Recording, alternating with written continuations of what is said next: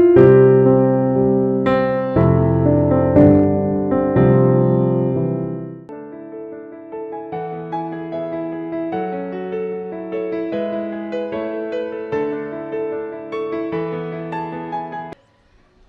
5 நாள் என்னோடு பயணப்பட்டிருக்கும் நம்முடைய காரணீச்சரத்து தொண்டர்கள், ஒவ்வொரு சிவசக்தி தொண்டர்கள் உங்கள் ஒவ்வொருவரையும் வணங்கி, ஏன்னா ஒரு 5 நாள் பார்த்தீங்கன்னா நம்ம ஏற்பகை நாயனார் துவங்கி ஆரம்பித்த ஒரு பெண் அடியார்கள் அப்படின்னு தரிசனம் செஞ்சுட்டே வரும். இன்று நிறைவு நாள். இன்று யாரையெல்லாம் இறைவன் திருவுள்ளம் கொண்டு தரிசிக்க வைக்கின்றாரோ அவர்களையெல்லாம் தரிசிக்க காத்து கொண்டு இருக்கின்றோம். அடியார் பெருமக்கள் அப்படின்னு சொல்லும் பொழுது நிறைய பெண் அடியார்களை எல்லாம் வேர்களாக இருக்கின்றார்கள். அவர்களை காணுவதுதான் நம்முடைய நோக்கு. மரம் தெரிஞ்சிருது, மரத்தில் இருக்கிற கிளை பழம் இலை அதெல்லாம் தெரியுதானா, கீழே இருக்கிற வேரை மறக்கக்கூடாது. அந்த வேர்கள் தான் நம்முடைய பெண் அடியார்கள். அப்படி பார்க்கும் பொழுது நேத்திக்கு நிறைவாக நாம் பேசியது யாருன்னு பார்த்தீங்கன்னா மங்கையர்க்கரசி. சிறு தொண்டர் பார்த்தோம், மங்கையர்க்கரசி பார்த்தோம். இப்படி ஒவ்வொரு அடியார்களாக பார்த்து கொண்டே வருகின்றோம். இப்போ நம்ம எல்லாருமே திரு சாத்தமங்கை அப்படின்ற தலத்துக்கு போகலாம். ஏன்னா அடியேன் முயற்சி தெரிந்த அடியார்களையும் சொல்லணும், ரொம்ப பிரபலமாகாத தெரியாத அடியார்கள்னு சொல்ல மாட்டேன். உங்களுக்கு தெரியாத அடியார்கள் பெரும்பாலும் இருக்க மாட்டார்கள். அதனால் தெரியாத அடியார்கள் அப்படின்னு சொல்லாமல் ரொம்ப பிரபலமாக அடிக்கடி பேசப்படாத அடியார்களின் மாண்பினையும் சொல்ல வேண்டும் அப்படின்றது தான் ஒரு இந்த நிகழ்ச்சியினுடைய அவா. திருவாரூர் போயிருப்பீங்க, செங்காட்டங்குடியை பற்றி நேற்று பேசணும். திருமருகல்னு அது பக்கத்துலேயே உண்டு. இதுக்கு பக்கத்தில் இருக்கக்கூடிய ஒரு தலம் தான் திரு சாத்தமங்கை. இந்த திரு சாத்தமங்கை அப்படின்ற இந்த தலத்திற்கு வரலாம். இங்கே இருக்கக்கூடிய அடியார் யார் அப்படின்னு பார்த்தீங்கன்னா, இந்த அடியாரோடு மட்டும் 3 பெண்களை நம்ம தரிசனம் பண்ணப்போம். இந்த அடியாருன்ட்டோன்னே இவரோடு தொடர்புடைய ஒரு பெண்ணை தரிசிப்போம்னு பார்த்தீங்கன்னா கிடையாது. எப்படி மானக்கஞ்சாரர் மகளோடு 2 அடியாரை பார்த்தோமோ, ஒரு பெண்ணடியார், அப்பா மானக்கஞ்சாரர், கணவர் ஏயர்கோன் கலிக்காம நாயனர். இந்த இடத்துல பார்த்தீங்கன்னா ஒரு அடியார் வாழ்க்கையில் 3 பெண்ணடியார்களை பார்க்குறோம். டிஃப்ரெண்ட்டான காம்பினேஷன்ஸ் நம்ம பார்த்துட்டே இருக்கோம். திரு சாத்தமங்கை அப்படின்னு சொல்லும் பொழுது தொண்டர் தொகையில் சாத்தமங்கை நீலநக்கருக்கும் அடியேன் அப்படின்னு வரும். திரு நீலநக்கர், இவரை யாருடைய சரித்திரத்தெல்லாம் பார்க்க போகிறோம் அப்படின்னு பார்த்தீங்கன்னா ரொம்ப ஆர்வமாக இருக்கும். சரி, இந்த திரு சாத்தமங்கையில் எப்பவுமே பார்த்தீங்கன்னா ஒரு ஊர் பெருமையை சொல்லுவார். ஒரு ஊர் பெருமையை சொல்லாமல் நம்முடைய சேக்கிழார் பெருமான் விடவே மாட்டார். அப்படி அந்த ஊர் பெருமையும் ரொம்ப அழகாக சொல்லுவார். அப்படி முதல்ல அந்த ஊர் பெருமையை சொல்கிறார். ஊர் முழுக்க பார்த்தீங்கன்னா வேதங்கள் சொல்லும் ஊர். அதனால் என்ன ஆயிடுச்சா, ஊரில் இருக்கிற பறவைகள் அதனுடைய குஞ்சுகளுக்கு வேதம் சொல்லி கொடுக்குமா. அந்த குட்டிங்க தப்பாக சொன்னால் இல்லை இல்லை இல்லை சரியாக சொல்லுது. போக போக என்ன ஆச்சா, அங்கே இருக்கக்கூடிய அந்தன சிறுவர்கள் வேதங்கள் பார்த்தீங்கன்னா எழுதி வச்சு படிக்க மாட்டாங்க. அது ஒரு அற்புதமாக எழுதா ஒரு மறை, அப்படிதான் அதுக்கு பேர். எழுதாமறையின் நாயகியேன்னு வரும் அபிராமி அந்தாதியில். எங்கேயும் புக்கு இருக்கா, ரிக்வேதம் கொடுங்க யஜுர்வேதம் கொடுங்கன்னு சொல்ல மாட்டாங்க. சொல்லி சொல்லி மனநம் தான் அந்தனர்களுக்கு. சில சமயம் என்ன பண்ணுவோம், ஒரு லீடரை கூப்பிட்டு நீ பார்த்துக்கோ, நான் ஹெச்எம்ஐ பார்த்துட்டு வரேன்னு டீச்சர் போவாங்கல்ல, அது மாதிரி என்ன பண்ணுவாராம், குரு நீ ஒழுங்காக சொல்லணும் அப்படின்னு மாணவர்களை பார்த்துட்டு சொல்லிட்டு, தப்பு பண்ணக்கூடாது, பறவையை இவங்க ஏதாவது தப்பாக சொல்கிறாங்களான்னு ஒரு தடவை பார்த்துட்டே இருதோ நான் வந்துடுறேன்னு பறவை கிட்ட விட்டு போயிடுவார். இந்த குழந்தைங்கள்லாம் வேதம் சொல்லும், எங்கேயாவது டங் ட்விஸ்ட் ஆகியோ ஒரு வார்த்தை மறந்துட்டா பறவைகள் எடுத்து கொடுக்குமா. இதெல்லாம் சாத்தியமா அப்படின்னா சாத்தியம். இதே மாதிரியான ஒரு சரித்திரம் நமக்கு நேரம் இல்லை, ஆனால் அது ரொம்ப ரசனைக்குரியது, அதனால் சொல்கிறேன். ஆதிசங்கரர் சாரதை சரசவாணி என்ற நாமத்தில் சரஸ்வதியும் பிரம்மாவும் வந்திருக்காங்க. ஆதிசங்கரர் சிவாம்சம்ன்ற நம்பிக்கையும் உண்டு. அவர் வருகின்றார், சரசவாணியின் இல்லம் எங்கன்னு கேட்குறாரு. இன்னைக்கெல்லாம் கூகுள் மேப் இருக்கு, அன்னைக்கு அதெல்லாம் கிடையாது. இதுக்கு முன்னாடிலாம் நம்ம எப்படிங்க நம்ம சொந்தக்காரங்க வீட்டெல்லாம் கண்டுபிடிச்சோம். ஆட்டோக்காரங்க ஹெல்ப் பண்ணுவாங்க, அயன் கடைக்காரர் ஹெல்ப் பண்ணுவார். அதுக்கு முன்னாடி ஊரில் யார் பேரை கேட்டாலும் எல்லாருக்கும் தெரியும். அந்த ஒரு நிலையில தானே வாழ்ந்தோம். இப்போ யாரெல்லாம் சைதையே குடியாக கொண்டு இருக்கிறீங்களோ, ஒரு 70 வருஷத்துக்கு முன்னாடி பார்த்தீங்கன்னா உங்கள் அப்பா பேரோ மாமனார் பேரோ சொன்னால் கோயில்கிட்ட கேட்டாலே சொல்லிடுவாங்க. அவங்களா அந்த தெரு இந்த தெரு, அது மாதிரி ஒரு குடி தானே நம்முடைய ஊரே பார்த்தீங்கன்னா. அப்போ ஆதிசங்கரர் கேட்குறார் சரசவாணி வீடனன், அங்கே எப்படி அட்ரஸ் சொல்கிறாங்களா, இதே இந்த தெரு தாண்டி போங்க, எந்த வீட்டு வாசல்ல கிளிகளெல்லாம் கூண்டுல இருந்து வேதங்களையும் இலக்கியங்களையும் பற்றி வாதம் புரிந்து பட்டிமன்றங்கள்லாம் அதுங்க நடத்துதோ அந்த வீடு தான் அவ வீடு. எங்க கம்பன் வீட்டு கட்டுத்தறியும் கவி பாடும். அப்ப சரஸ்வதி இல்லத்து கிளிகளுக்கு இந்த நாலேஜ் இருக்காதனா இருக்கும். சரஸ்வதி ஆனவள், அவளை வணங்கினால் கம்பர் சொல்றாரு ரொம்ப அழகா, கல்லும் சொல்லாதோ கவி, கல்லு கூட கவிதை சொல்ல ஆரம்பிக்குமா, அவ்வளவு கருணை. படிப்பால் கல்வியால் உலகத்தில் பல குடும்பங்கள் முன்னேறி இருக்கின்றார்கள். ஒரு 20-30 வருஷத்துக்கு முன்னாடி நீங்க யாராவது பார்த்துருப்பீங்க, ரொம்ப ஏழ்மையா இருப்பாங்க, அந்த குடும்பத்திலேருந்து ஒருத்தர் படிச்சா போதும் இன்னைக்கு அவங்க நிலை மாறி இருக்கும். அப்ப கல்வி என்பது செல்வத்தையும் வீரத்தையும் கொடுக்கக்கூடிய அற்புதமான ஒரு விஷயம். அந்த சாக்ஷாத் சரஸ்வதி இல்லத்து கிளிகள் அப்படிலாம் வாசல்லையே கூண்டில் அந்த மாதிரி பேசிச்சா, அதை வச்சு அட்ரஸ் கண்டுபிடிச்சா. அது மாதிரி இங்க நம்முடைய அடியா திருநீலநக்கர் வாழ்ந்த திரு சாத்தமங்கையில பறவைகள் குஞ்சுகளுக்கு வேதம் சொல்லி கொடுக்கும். இப்ப அந்த ஊரை பத்தி நான் உங்களுக்கு சொல்லிட்டேன். இது அவசியமா நேரமானா கொஞ்சம் அந்த ஊரை பத்தி சொன்னாதானே நம்ம அந்த ஊருக்குள்ள மனசால கொஞ்சம் நீங்க எல்லாரும் வருவீங்க. இப்ப எல்லாரும் அப்படியே திரு சாத்தமங்கைக்கு வந்துடுங்க. திருநீல நக்கர் அவருடைய வீட்டுக்கு இப்ப போலாம். முதல்ல ஊருக்கு வந்தோம், வீடு கேட்டோம், ஓ பெரிய சிவத்தொண்டராச்சே வாங்க வாங்க அப்படின்றாங்க எல்லாரும். நம்ம எல்லாரும் போகலாம் அவர் வீட்டுக்கு. உள்ள போனா 3 வேளையும் தீ, அக்னிஹோத்ரின்னு சொல்லுவாங்க. அதாவது நம்முடைய பழங்காலத்தில் அந்தணர்கள் வீடுகளில் அந்த ஹோம தீ என்பது அடங்காமல் இருந்து கொண்டே இருக்கும். இது அந்தணர்கள். அது மாதிரி எந்த அந்தணர்கள் அல்லாத வீட்டிலேயும் அடுப்புல புகை கொஞ்சம் அந்த நெருப்பானது இருந்துட்டே இருக்கும். இல்லைன்னா பூனை தூங்குதுன்னு சொன்னாங்கன்னா அது கொஞ்சம் இழுக்கு அவமானம். எந்த நேரத்திலும் அந்த இடத்துல அந்த கரியில கொஞ்சம் அந்த நெருப்புன்றது இருந்துட்டே இருக்கும். அப்படி 2 பிறப்பு கொண்டவர் 3 தீயோட இருக்கார். அது என்ன 2 பிறப்பு? அந்தணர்களுக்கு 2 பிறப்பு, பிறந்தவுடன் ஒரு பிறப்பு, உபநயனம் அப்படின்ற ஒரு நிகழ்வு நடந்த உடனே 2ஆம் பிறப்பு. அப்ப 2 பிறப்பை கொண்ட அவர், அவருடைய தர்மத்திற்கு என்ன, அந்த அக்னியை வளர்த்து ஹோமம் பண்ணணும். அப்படி 3 தீ வச்சிருக்காராம், காலையில மதியானம் சாயந்தரம். மனைவி எப்படி இருக்காங்கன்னா 4 தீ வச்சிருக்காங்களாம். புரியலையே, கணவன் கிட்ட 3, அதனால இவங்க 3 தானே வச்சிருக்கணும். கற்புன்ற தீயை வச்சுட்டு அந்த அம்மா 1 தீ எக்ஸ்ட்ரா வச்சுட்டு இருக்காங்களாம். 4 தீயோடு இருக்கின்றார்கள் திருநீலநக்கருடைய மனைவி. இவங்க பேர் என்னம்மா, அவங்கள பத்தி தான் பேச போறோம், அந்த வேரை பற்றி பேச போறோம். பேர் தெரியாது. சேக்கிழார் உண்மையை மட்டும்தான் சொல்லுவார். அவரா ஒரு பேரை வச்சுட்டு போயிட்டே இருந்திருக்கலாம், பேரு வைக்கல. தெரியாதுன்னா தெரியாது, அவ்வளவுதான். இப்படி சிவத்தொண்டு. சரி, என்னங்க சிவத்தொண்டு? 3 வேளையும் அவர் ஹோமங்கள் பண்ணுவார், அது அவருடைய குலப்பழக்கம். சிவத்தொண்டுக்கு என்ன பண்ணுவார்? எந்த சிவனடியார்கள் வந்தார்களும் அவர்களுடைய திருவடிகளை தீண்டி அதை சுத்தப்படுத்துவாராம். அவங்க காலெல்லாம் அலம்பி விட்டு அங்க அழகா சந்தனம்லாம் தடவி அவர்கள் திருவடிகளை தொட்டு தீண்டுவார். அப்பேற்பட்டவர் அமுது கொடுப்பார். ஏன்னா இன்னைக்கு அமுது கொடுக்கறது ஊரே கொடுப்பாங்க, இவரும் கொடுப்பாங்க. ஆனா அவர்களுடைய திருவடிகளை தொடுவார். அவர்கள் குலம் என்ன அதெல்லாம் அவருக்கு கவலை இல்லை. அந்தனர் அல்லாதவர் அதெல்லாம் கிடையாது, எந்த ஒரு வேறுபாடும் கிடையாது. சிவத்தொண்டர்களா அவர்களுடைய திருவடிகளை தொடும். அதனாலதான் வைணவத்தில் சொல்கின்றார் ஆழ்வார், படியாய் கிடந்து பவளவாய் காண்பேனேன்னு திருவேங்கடம் உடையான்ற வெங்கடாச்சலபதியை கொஞ்சம் ரசிச்சு சொல்றார்.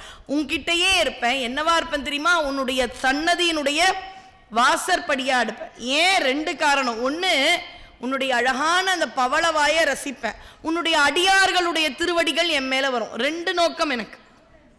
அதனால அடியார்களுடைய திருவடிகள் பட்டால் வாழ்க்கையில் உன்னுடைய அந்த திருவாய் அப்படின்றத நான் ரசித்து கொண்டே இருப்பேன். ஏன்னா பெருமாளுடைய திருவாயை பத்தி ஆண்டாள் கேட்கிறாளாம். யார்கிட்ட? சங்கு கிட்ட கேட்கிறாளாம். உனக்கு தானே அடிக்கடி அவன் பாஞ்சசன்யத்துல வாய் வச்சு வச்சு ஊதுவான், அவனுடைய வாய் எந்த மாதிரி இருக்கும்? அதரம் மதுரம், அவனுடைய அதரம் மதுரம். நயனம் மதுரம், அப்படியே அந்த மதுராஷ்டகத்துல எல்லாமே கண்ணனுக்கு அனைத்தும் அழகு. அதுதானே பாரதி பாடினார், காக்கை சிறகினிலே நந்தலாலா நிந்தன், எல்லா இடத்துலையும் கண்ணன். சரி, நம்ம இங்க வந்துடலாம். இப்படி பாத பூஜை செய்வார். அந்த இறைவன் பெயர் ஒரு சிவலிங்கம் இருக்கக்கூடிய திருக்கோயில் அயவந்தீஸ்வரர்ன்ற கோயில். அதுக்கான சரித்திரம் உண்டு, அதை இன்னொரு சமயம் பார்க்கலாம். ஒரு சிவலிங்க திருமேனி விடாமல் பூஜை பண்ணுவான். இதுக்குன்னே சரித்திரம்லாம் உண்டுங்க.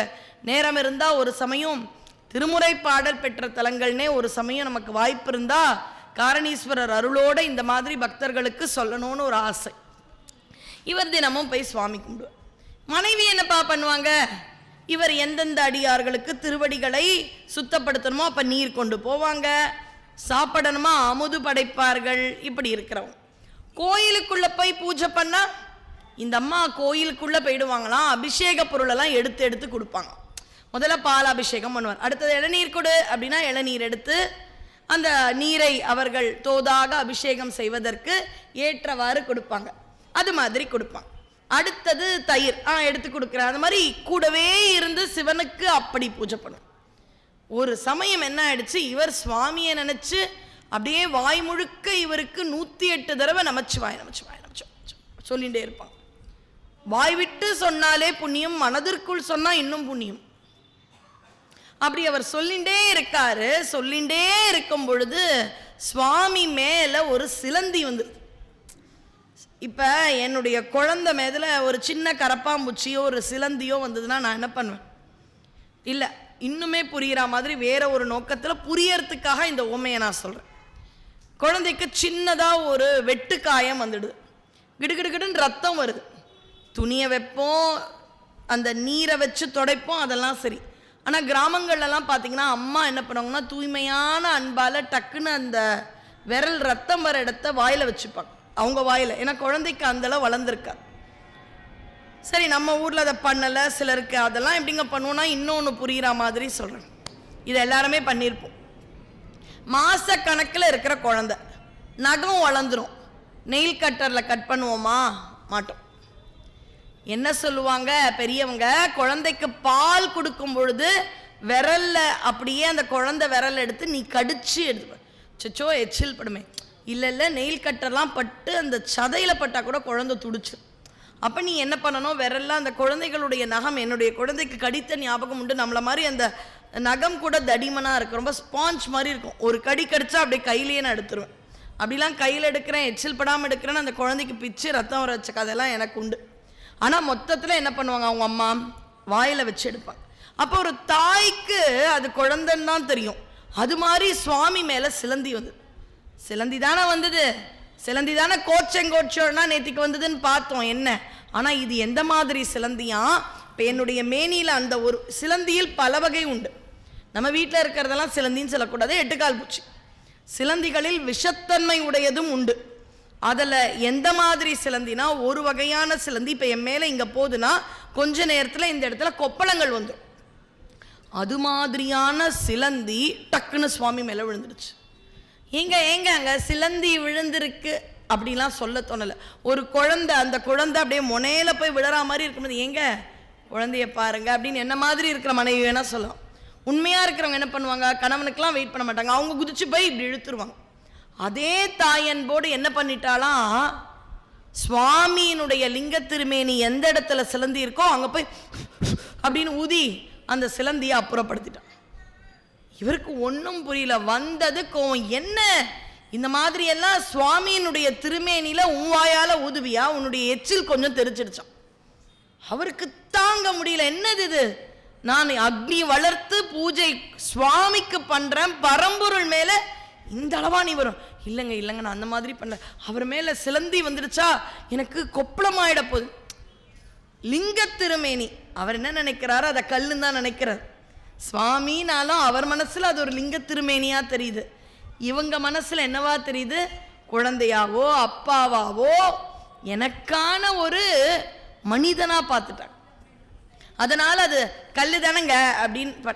கல்லை கண்டால் நாயை காணோன்றதனுடைய உண்மையான பொருள், கல்லை கண்டால் நாயகனை காணும். கல்லா மட்டும்தான் தெரியும்.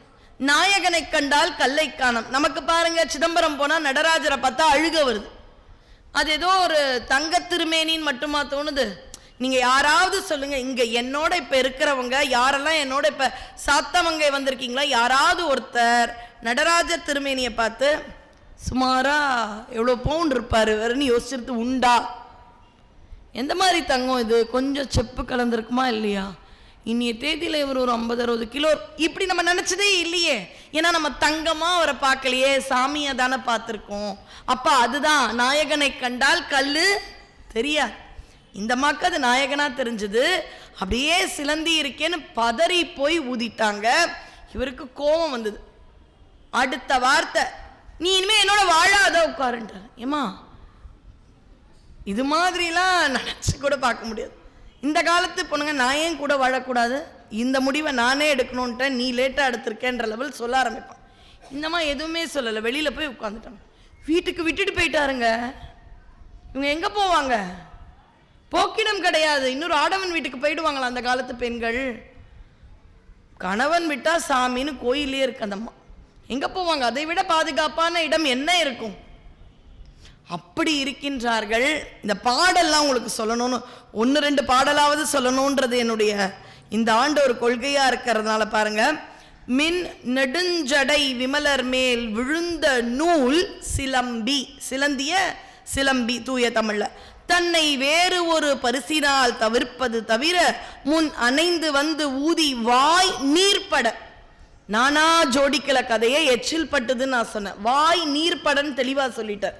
யாரு? சேக்கிழார் சொல்லிட்டார். வாய் நீர்பட முயன்றாய், உன்னை யான் இனி துறந்தனன், உன்னை நான் இன்னையோட விட்டுட்டேன், கை கழுவிட்டேன் போ அப்படின்ட்டு. எவ்வளோ ஒரு பக்தி. இந்த அம்மா சொல்றாங்க, மற்ற வேளையில் கதிரவன் மலைமிசை மறைந்தான் உற்ற ஏவலின் மனைவியார் ஒரு வழி நீங்க முற்ற வேண்டுவ பழுது தீர் பூசனை முடித்து கற்றை வேணியார் தொண்டரும் கடிமனை புகுந்தார். இந்த அம்மா நினச்சிட்டாங்க ஏதோ கோவத்தில் பேசிட்டார், வாசலில் உட்காந்து வெயிட் பண்ணலாம், போகும்போது கூட்டிகிட்டு போயிடுவார். பார்த்தாங்க பூஜைலாம் முடிச்சுட்டு வீட்டில் சாவி கூட அவர்கிட்டயே இருந்தது போல், இல்லை அவர் சாவியே போடலையான்னு தெரில அந்த காலத்தில். இந்த அம்மாவை வாங்கன்னு கூப்பிடணும்ல, வாசல்லையே திருநீல நக்கர் மனைவி தெரியாமல் அந்த சிலந்திய சுவாமி மேலே பட்டதுக்கு ஊதினத்துக்கு ஒரு சொட்டு என்னுடைய எச்சில் விழுந்துடுச்சு, தப்பு தான், பெரிய அபச்சாரம். அதுக்குன்னு இவர் விட்டுடுவாரா சுவாமி? இது என்ன, நான் உங்களை சுவாமியா நினைச்சது தான் தப்போ, நானும் இதை கல்லா நினைச்சிருக்கணும். ஆனால் கணவன் கிட்ட பேசலை. அப்படியே வாசல்ல இருக்காங்க. வெளியில வந்து சரி சரி வா வீட்டுக்கு போலான்னு கூப்பிடுவார்னு பார்த்தா, இந்த திருநீல நக்கர் நம்ம கணவர் அப்படி விட்டு போனா நம்ம விட்டுருவோமா? என்ன நினைச்சிட்டீங்கன்னா அவருக்கு முன்னாடி ஆட்டோல போய் இருக்க மாட்டோம். அப்படியே போயிட்டாருங்க. வீட்டுக்கு போனவர் நமச்சிவாய மந்திரம் சொல்லிட்டு தூங்கிட்டாராம். அம்மா ஒரு வீட்டு அம்மாவும் வீட்டுக்கே வரல. இதில் 2 வகையாக பார்க்கலாம். ஒன்று, மனசால அந்த நிமிஷமே திறந்துட்டார் மனைவியாக இருந்தார். ஏன்? சிவ அபச்சாரம் செய்தவள். இதுக்கு மேலே அந்த மனைவின்ற இந்த ஆன்மா தொடர்புலாம் எனக்கு கிடையாது. சிவாபச்சாரம் இப்ப இந்த நொடி நான் உன்னுடைய உறவை அறுத்துடுறேன். இன்னொன்று, இது என்னுடைய ஆறுதலுக்கு சொல்கிறேன், திருநீல நக்கர்லாம் அப்படின்னு நினைக்கல, நான் சொல்கிறேன், எனக்கு தான் கொஞ்சம் பதைக்குது. இப்படிலாம் நம்ம கணவர் சின்ன பிரச்சனைக்கு கோயிலில் விட்டு போயிட்டா பாதி பேர் நம்ம கோயிலில் தானே இருப்போம், எப்போ வீட்டுக்கு போவோம்? அந்த அம்மா பொறுப்பான பாதுகாப்பான இடத்துல இருக்காருன்றது அவருடைய சப்கான்ஷியஸ் மைண்டில் இருந்திருக்குமோன்ற ஒரு உணர்வு எனக்கு உண்டு. வீதியில் விடலை, கோயிலுக்குள்ள எல்லாம் வல்ல ஈசனிடம்தான் விட்டேன். முடிஞ்சுதா? தூங்கிட்ட. தூக்கத்தில் சுவாமி இந்த அம்மா கனவுல போய் சொல்லலான்னு பார்க்குறா, நீ பண்ண தப்பில்லை. இந்த அம்மா தூங்கவே மாட்டேன். அவர் ஜம்முன்னு தூங்கிட்டார். ஆழ்ந்த தூக்கம், கனவுலாம் வருது. கனவுல போறார், சுவாமி முகத்தை காமிக்கிறாராம். இதுவரை லிங்க திருமேனி தானே நீ பார்த்த, என்னுடைய இந்த திருமேனியை உன்னுடைய மனைவியால தான் பார்க்குற, அதுவும் அழகாக தான் எல்லார் எதிர்க்கையும் இருப்பேன். உன் எதிர்க்க பார்த்தியா கொப்பளம் கொப்பளமாக இருக்கேன். உன் மனைவி ஊதி எச்சில் பட்ட இடம் மட்டும்தான் எனக்கு எதுவும் இல்லை, மற்ற இடம்லாம் பாரு கொப்பளம் மாதிரி இருக்கு. எவ்வளோ நாயன்மார்கள் என்னை எப்படிலாம் வர்ணிச்சிருக்காங்க தெரியுமா? என் முகத்தை பார், இப்படிலாம் பார்த்தா யாருமே நான் வர்ணிக்க மாட்டாங்கன்னு சுவாமி முகத்தை காமிக்கிறார். அடுத்த நாள் எழுந்து வந்து மனைவியை கூட்டின்னு வராருன்னு முடிச்சுட்டாங்க. கன்வின்ஸ் பண்ணாரு, கெஞ்சி கேட்டாரு, ஆர்குமெண்ட் அதெல்லாம் இல்லை. அடுத்த நாள் வந்தாராம், வா வீட்டுக்கு போகலான்னு கூட்டிகிட்டு வந்துட்டோம். அப்படியும் மனைவிகள் இருந்திருக்கிறார்கள். இது ஒரு கூடுதல் செய்தி சேக்கிழார் சொன்னது. இதில் 2 விஷயம் நான் சொல்ல ஆசைப்படுகின்றேன். ஒன்று, சுவாமி சொன்னாரா, அவளுடைய எச்சில் என்னுடைய திருமேனியில பட்டுதில்ல, அந்த லிங்க திருமேனியில, அது கங்கையை விட தூய்மையா இருந்ததுப்பா. கங்கையை விட தூய்மையா இருந்தது. யாரு? எனக்கோ உங்களுக்கோ இப்ப நினைச்ச உடனே கங்கை நீர் நம்ம மேல படுமானா முடியாது. நம்ம கங்கா எப்பாவது குளிச்சிருப்போம், இல்லை குளிக்க போறோம். ஆனா சுவாமிக்கு டாப்பு மாதிரி கங்கை வந்துட்டே இருக்கா சிரசுல இருந்து. அவன் என் மேல என்னுடைய மேனில தீன்ற அந்த ஒரு புனிதத்தை விட இவளுடைய எச்சில் அன்பு என்ன புனிதம் தெரியுமா? நீ கூட சிலந்தி பார்க்கல, அபிஷேகம் தான் பண்ண. அவன் மட்டும்தான் அம்மா மாதிரி என்னை பார்த்து உடனே தட்டி விட்டா, ஊதி விட்டா. அப்ப எப்பேற்பட்ட ஒரு பக்தை! இதே ஒரு விஷயம்தான் சுவாமி சொல்வார் கண்ணப்பர் வரலாறுல. கண்ணப்பரை பெண்ணடியார்கள் வரிசையில விட்டுட்டு கூட போக முடியல. கண்ணப்பர் பக்திலாம் 6 நாள் பக்தி. நம்மளாம் 60 வருஷம் வந்தாலும் இன்னும் நமக்குள்ள இருக்கக்கூடிய மலங்கள் போக மாட்டேன். மனசுக்குள்ள கோபம் வருது, யார் மேலேயாவது ஒரு பொறாமை வருது, அவங்க பத்தியா அந்த எண்ணங்கள் போக மாட்டேன். நான்ற அகந்தை வருது. 6 நாளில் பக்தி, தூய்மையான அன்பு. அவர் வாயில் தண்ணி முழுக்க, இந்த மாவாவது ஒரு துளி எச்சில் பட்டுதான் அவர் வாய் முழுக்க தண்ணியை வச்சு சுவாமி மேல அபிஷேகம் பண்றார். அது எப்படி இருந்ததான் சாமிக்கு? அதுக்கு சேக்கிழார் சொல்ற உவமையை பாருங்க. கும்பாபிஷேகம் பொழுது புனித நன்னீராட்டு விழான் தான் கும்பாபிஷேகத்துக்கு தமிழ் பேர். புனித நன்னீராட்டு விழான்றது அந்த கோபுர கலசங்களில் வேதியர்கள் செய்துவிட்டு அந்த புனித நீரை நம்ம மேல தெளிப்பாங்க. அப்ப அப்படியே சிலிர்ப்பா, அப்பா நம்ம மேல அந்த தண்ணி பட்டுது அப்படின்னு இருக்கும் பொழுது ஒரு உணர்வு வரும்ல. அந்த கும்பாபிஷேக புனித நீர் நம் மீது படும் பொழுது ஏற்படும் உணர்வு மாதிரி இருந்துதான் கண்ணப்பர் வாயினால் அந்த நீரை எடுத்துட்டு குடுமித்தேவருக்கு அபிஷேகம் பண்ணும். இதெல்லாம் தட்டுங்களே கண்ணப்பருக்கு, யோசிச்சு தட்டுறீங்களே, இதெல்லாம் கண்ணப்பருக்கு, எனக்கு வேண்டாம்.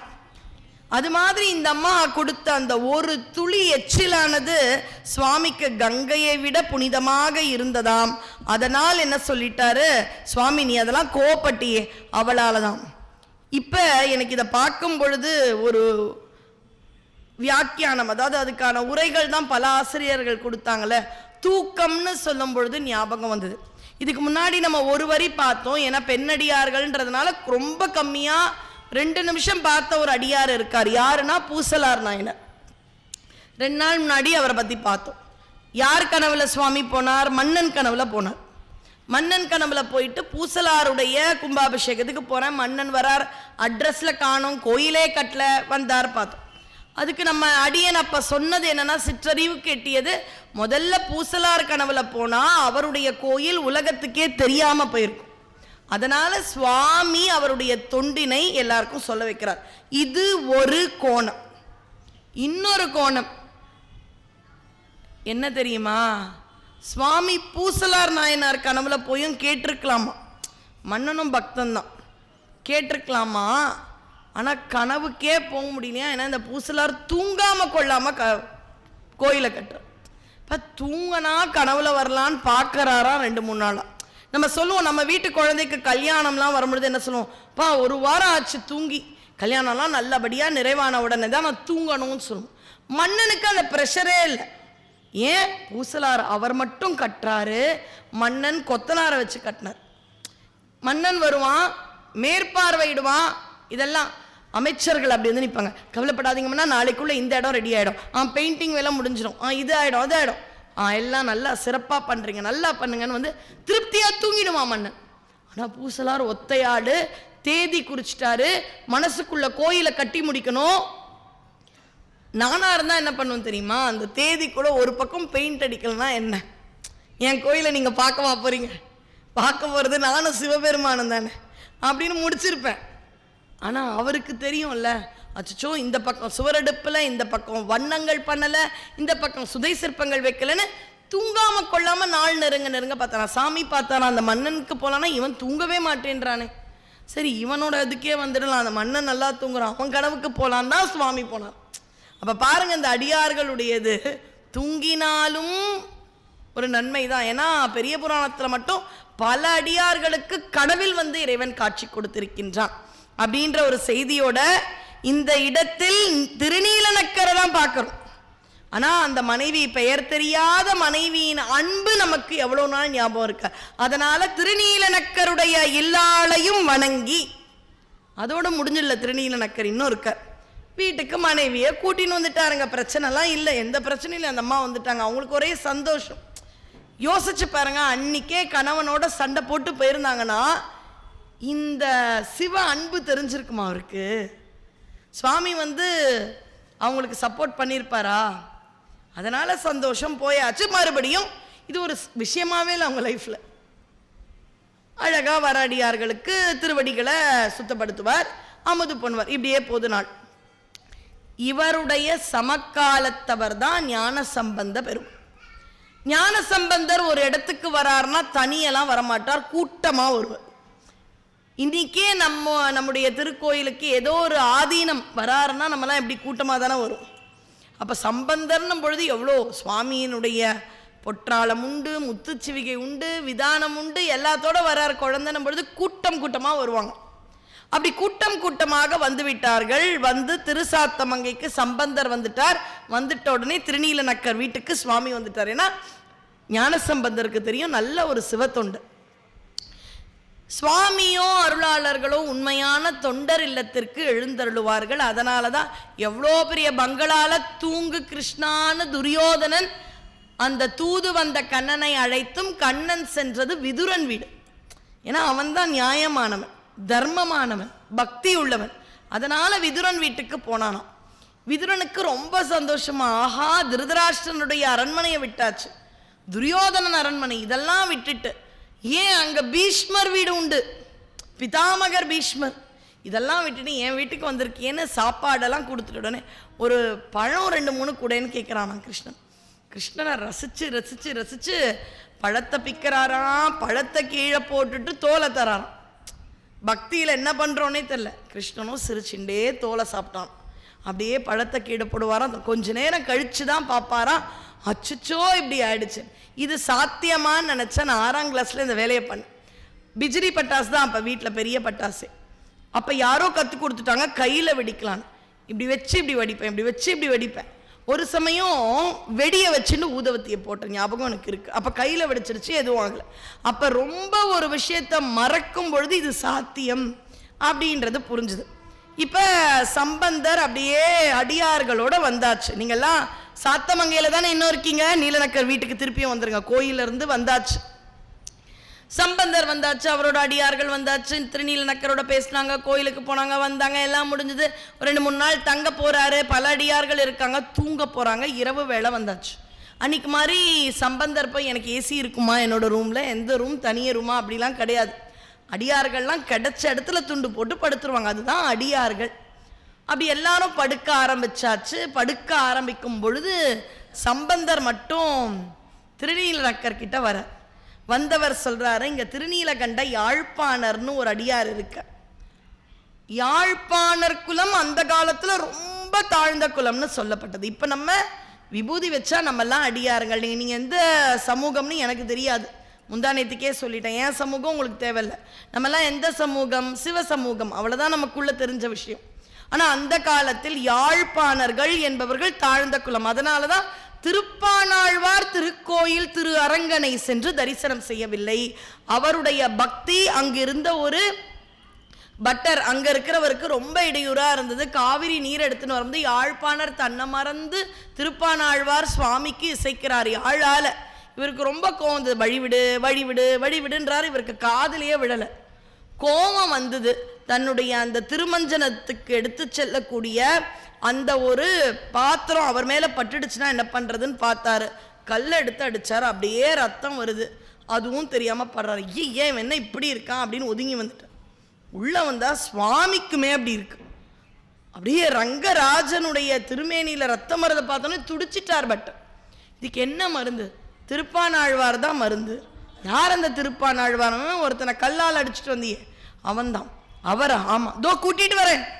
கூட்டிட்டுலாம் வராத, பின்ன கருட சேவை உனக்கு ரொம்ப பிடிக்கும்ல? ஆமாம், நீ கருடன் மாதிரி வா, திருப்பானாழ்வார உன் தோல்ல ஏத்தின் வா, எனக்கு ஆசையா இருக்கு கருட சேவை பார்க்கணும். அப்படி வா, உன்னை ஏத்துக்கிறேன்னு சொல்லி முதல்ல திருப்பானாழ்வாருக்கு ரங்கநாதரை பார்க்காத பக்திங்க. திருநாளை போவாருக்கும் திருப்பானாழ்வார்க்கும் பார்க்காத பக்தி நமக்கு நடராஜரையும் ரங்கநாதனையும் பார்த்தே வரமாட்டேன். அவர்களுக்கு பார்க்காமலே அவ்வளவு தீரா காதல். வரார், சுவாமியை பார்க்கிறார், ஓடி போய் ரங்கன் மேல விழுந்து உள்ள போயிட்டார். சில திருவுருவ சிலைகளிடம் நீங்கள் ஜாகிரதையா இருக்கணும். திருவுருவ சிலைகளே ஜாகிரதையா இருக்கணும்னு சொல்ற காலமும் இருந்தது.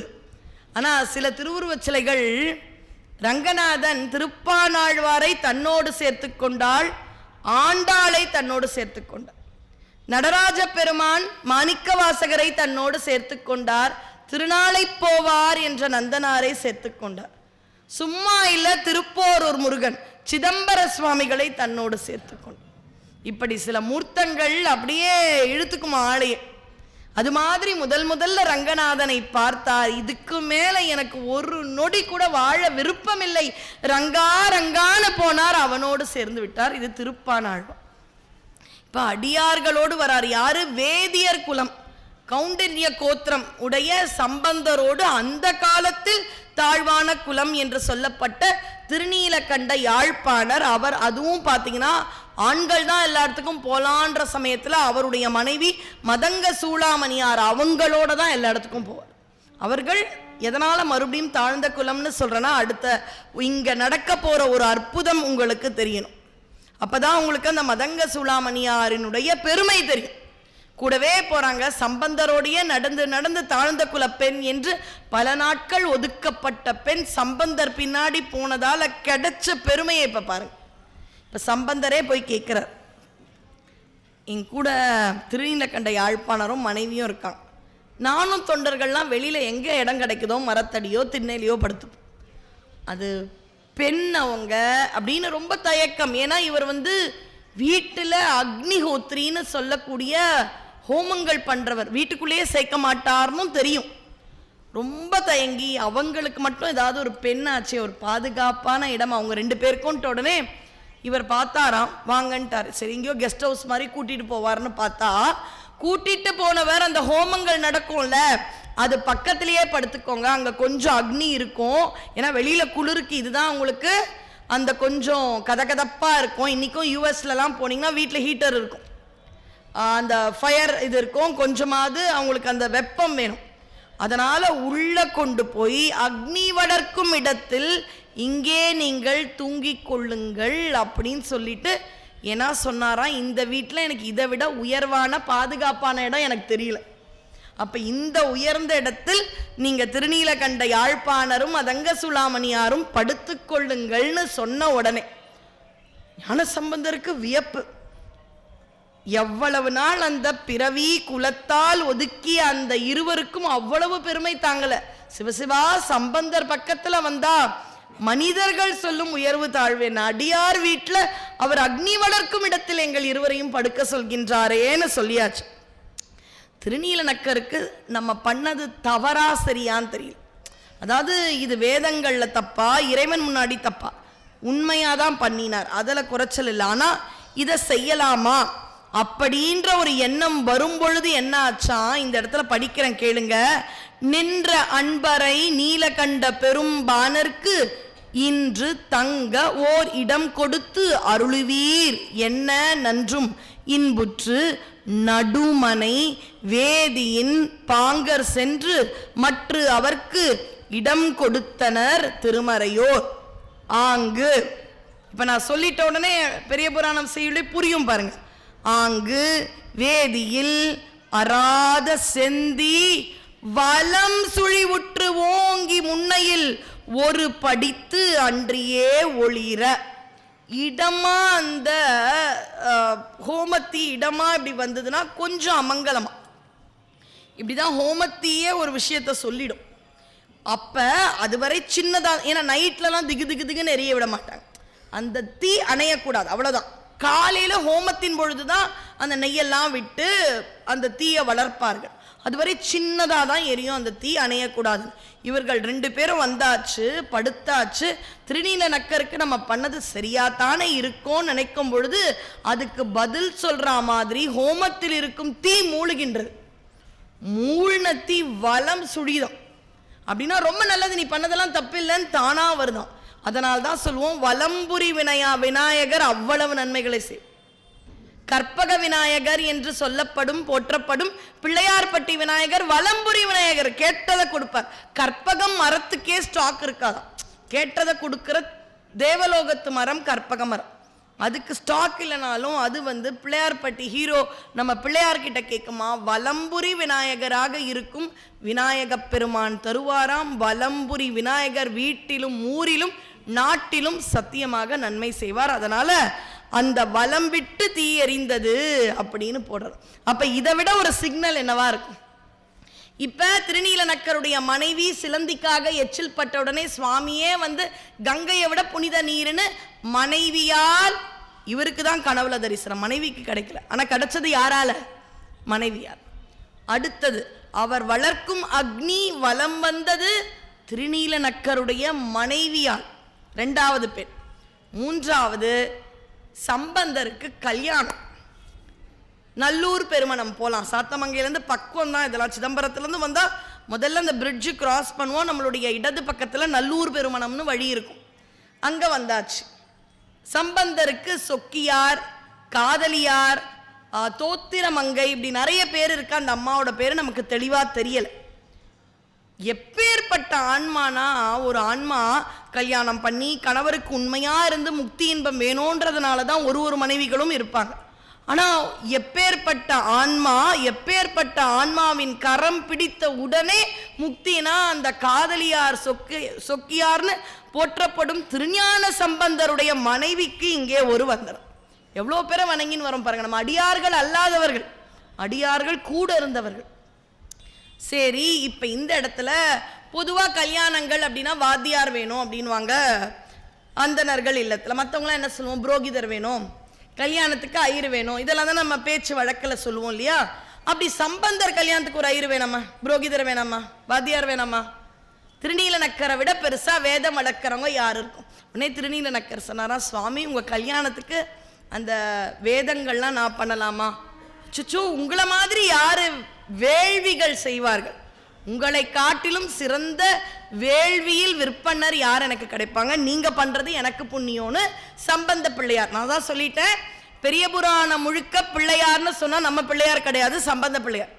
அதனாலதான் பிள்ளை பாதி புராணம் பாதி. 4000 சில்ற பாடல் நம்ம பெரிய புராணம், அதுல பாதிக்கு பாதி சம்பந்தம். அதனால பிள்ளையார் சொல்லிட்டார்னா இந்த பிள்ளையார் அல்ல, சம்பந்த பிள்ளையார். பிள்ளையார் சொல்லிட்டார் திருநீலநக்கரை பார்த்து, தாராளமா நீங்க பண்ணுங்களே வேள்வி அப்படின்னு சொன்ன உடனே அவர் வேதங்கள் எந்த அளவு ஒரு தூய்மையான உள்ளத்தோடு சொல்லி இருந்தால் அவர் வேள்விகள் செய்த உடனே சம்பந்தர் கரம் பிடித்த காதலியாரோடு அவரும் அந்த யாழ்ப்பாணரும் அவர் மனைவியும் முருகநாயனாரும் திருநீலநக்கரும் அவங்களாவது நாயன்மார்கள் அடியார்களோடு இருந்தா கிடைக்கிறது என்ன?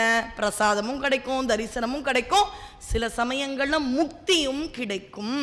அப்ப கூட வந்த அடியார்கள் எல்லாம் இருக்கும் பொழுது சுவாமி பாடுறார், காதலாகி கசிந்து கண்ணீர் மல்கி ஓதுவார்த்தமை நன்னெறி குயிப்பது வேதம் நான்கினும் மெய்ப்பொருளாவது நாதன் நாமம் நமச்சிவாயவே.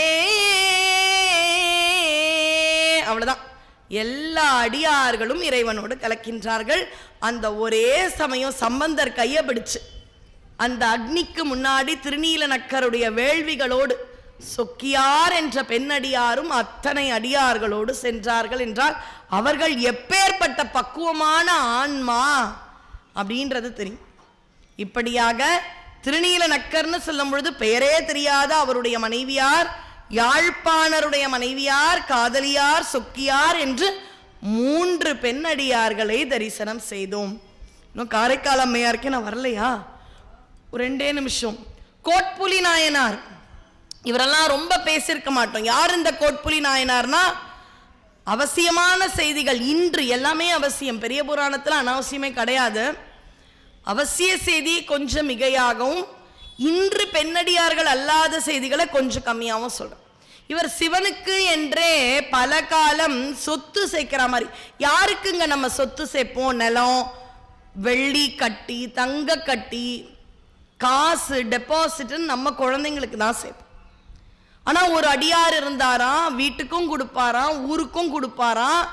சுவாமிக்கு நைவேத்தியம் பண்ணி அடியார்களுக்கு அமுது படைக்கிறதுக்கு நெற்களை சேர்ப்பார். கோட்புலி நாயனார் வர அடியார்களுக்கெல்லாம் அமுது. ஒரு இடத்துல அங்க குவியலா இருக்கும், அது அடியார்களுக்கு தான், வீட்டுக்கெல்லாம் கிடையாது. இவர் நிறைய சேர்த்துட்டார் அடியார்களுக்கு. இவர் போருக்கு போகும் பொழுது நாட்டுல பஞ்சம், வீட்டில் இருக்கிற நெல்லெல்லாம் தீந்துடுச்சு. இது ரொம்ப வேகமாக போகிற இந்த சரித்திரம்.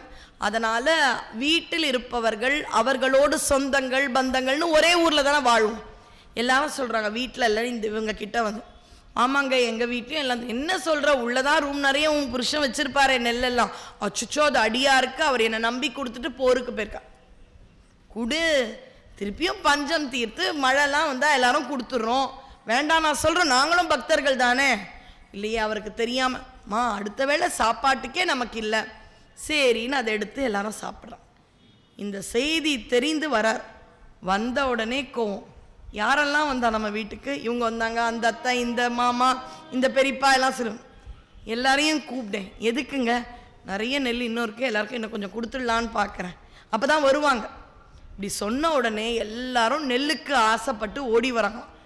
வந்த உடனே வந்தவர்கள் அனைவரையும் வெட்டுகின்றார். பதறுது. ஏன்? சிவனுக்கு வச்சதை நீங்க எடுத்துப்பீங்க. ஒரு அப்பா இறந்துட்டார், ஒரு அம்மா இருந்துட்டார், சின்ன குழந்தை அழுது. உடனே அங்க இருக்கிற இச்சுச்சோ குழந்தை அழுது. ஆமால அதை விட்டுட்டேன்னு வெட்ட போறாரு. ஏன் வெட்டுறீங்க? அதை சாப்பிட்டு அவங்க அம்மா பாலை குடிச்சிட்டு தானே இந்த அப்பா. அவருக்கு சிவனுக்கு முன்னாடி எதுவும் தெரியும். அப்படி அனைவரையும் வெட்டிய ஒரு அடியாரான்னு பார்த்தா சிவன் சொத்து குலநாஸ். மேபி அதில் தான் வந்திருக்கும் அவனுடையது. இது வேற பார்வையில் பார்த்தா சுவாமி நமக்கு தானே கொடுப்பார் அப்படின்னு. இன்னைக்கும் பார்த்தீங்கன்னா ஒரு கோயில் கோபுரங்கள் மேலேயும் நவ தானியங்களை வச்சு தான் கோபுரங்கள் இருக்கும். எதனால? ஒன்று ஆகம ரீதியாக நம்முடைய அர்ச்சகர்கள் எல்லாம் பொருள் பொதிந்த நிறைய விஷயங்களை சொல்லலாம். அடியனுக்கு தெரிஞ்ச ஒரு விஷயம்னு பார்த்தீங்கன்னா, பஞ்ச காலத்தில் வெள்ளம் வந்துட்டா நமக்கு தானியங்கள் எல்லாம் மறுபடியும் விதைக்க இங்க இல்லாம போயிடுமா. இப்போ ஒவ்வொரு கோபுர உச்சியிலும் இருக்கக்கூடிய தானியங்களை வச்சு விதைச்சு மறுபடியும் விளைச்சலாம். இப்போ சின்ன சின்ன விஷயத்துல கூட எவ்வளவு ஒரு ஆழமா நம்முடைய முன்னோர்கள் கோயிலையும் சமூகத்தையும் சேர்த்து வைத்திருக்கின்றார். அதுதான் அதுல உன்னதம். இப்படி இருக்கக்கூடிய கோட்புலி நாயனாருக்கு 2 மகள்கள். இதெல்லாம் தெரியாது, அதனால இவர்களை விட முடியல. வனப்பகை சிங்கடி 2 பொண்ணுங்க. இவர் இருக்கக்கூடிய ஊருக்கு பேரு நாட்டியத்தான் குடி. இந்த குடியில ஒரு நாள் சுந்தரர் வரார். இப்ப சுந்தரர் காலம் இவர். இதுக்கு முன்னாடி சம்பந்தர் பார்த்தோம், இவர் சுந்தரருடைய காலம். ஒரு நாள் சுந்தரர் வரார். இந்த கோட்புலி நாயனாரை வணங்கணும்னு வந்து பார்த்தா அவர் இல்லை. இந்த பொண்ணுங்கெல்லாம் சொல்லுது, அங்கிள் அங்கிள் அப்பா இல்லைன்னு சொல்லியிருக்குமா என்னன்னு தெரியல. இவர் சொன்னா, நான் சுவாமியை போய் பார்த்துட்டு வந்துடுறேன், பார்த்துட்டு வந்துடுறேன். வெளியில போய் கோயிலுக்குள்ள போனா சுவாமி அம்பாளையும் சன்னதியில காணும். இது என்ன வம்பா இருக்கு? அடியார் எங்கேயோ வெளில போனார், சரி சாமி எங்க போனார் அப்படின்னு வெளியில இப்ப வீட்டுல என்னுடைய கணவரோ நானோ இல்லைன்னா யார்கிட்ட கேட்பாங்க? என்னோட குழந்தைங்க கிட்ட தானே கேட்பாங்க. என்னை தேடி வந்தாங்க, என்னப்பா அம்மா இல்லையான்னு கேட்பாங்க. என் மகன் கிட்ட. என் கணவரை தேடினா அப்பா எங்கப்பா அப்படின்னு. அது மாதிரி சுந்தரர் பிள்ளையார்கிட்ட போய் கேட்கிறார், என்னப்பா உங்க அம்மா அப்பா 2 பேரையுமே காணமே, கோயிலுக்குள்ள இருந்து எங்க போயிருக்காங்கன்னா, சில குழந்தைங்கலாம் டிவி பார்த்துட்டு இப்படி காமிக்கும், பார்த்துருக்கீங்களா?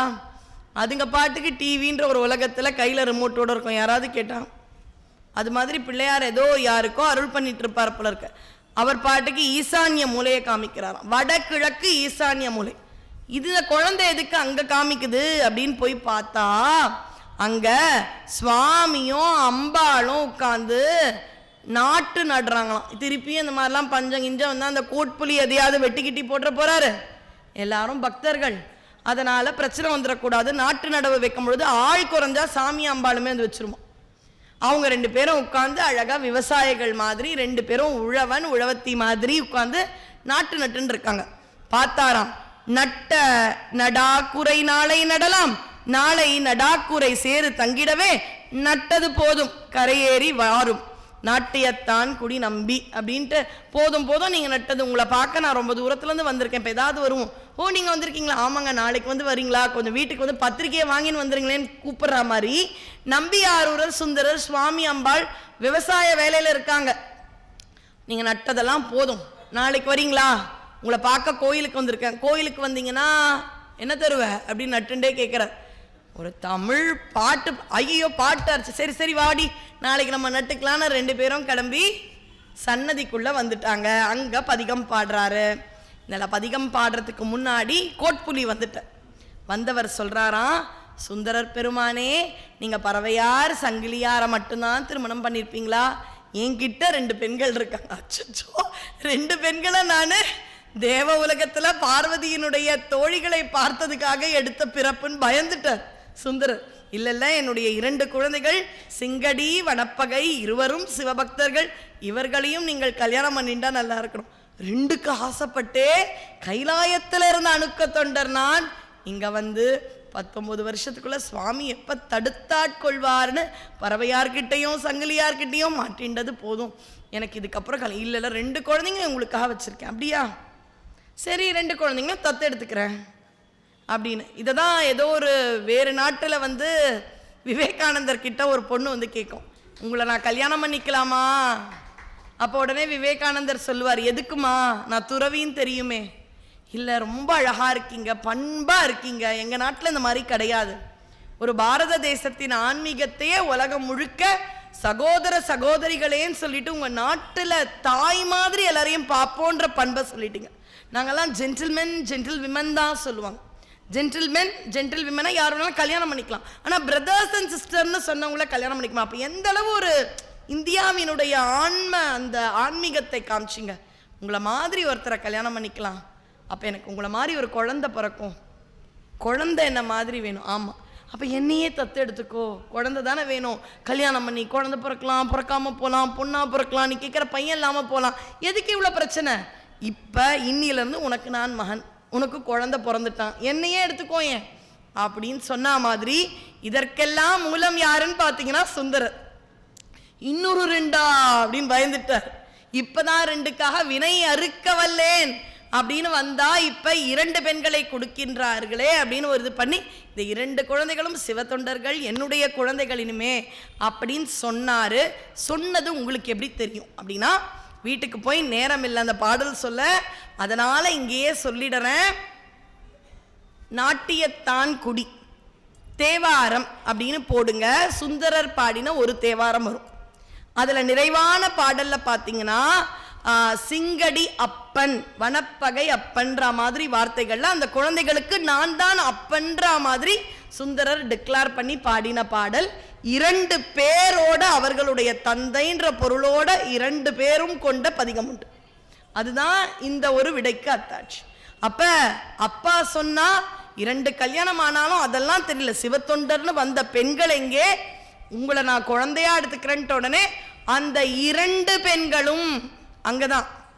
சுந்தரர்லாம் கிளம்பியாச்சு, ஆனா இந்த 2 பெண்களும் எப்படி அங்கம் பூம்பாவை மயிலையில் அடுத்த மனம் எதுவும் செய்து கொள்ளாமல் சம்பந்தரை தந்தையாக நினைத்து வாழ்நாள் முழுக்க சிவத்தொண்டு செய்தாளோ, அது மாதிரி நாட்டியத்தான் குடியில் வாழ்ந்த சிங்கடியும் வனப்பகையும் சுந்தரரை தந்தையாக கொண்டு அவர் சொன்ன வார்த்தைக்காக வாழ்நாள் முழுக்க மனமே செய்து கொள்ளாமல் சிவத்தொண்டு வாழ்ந்து சென்ற 2 பெண்ணடியார்கள் அங்க இருக்காங்க.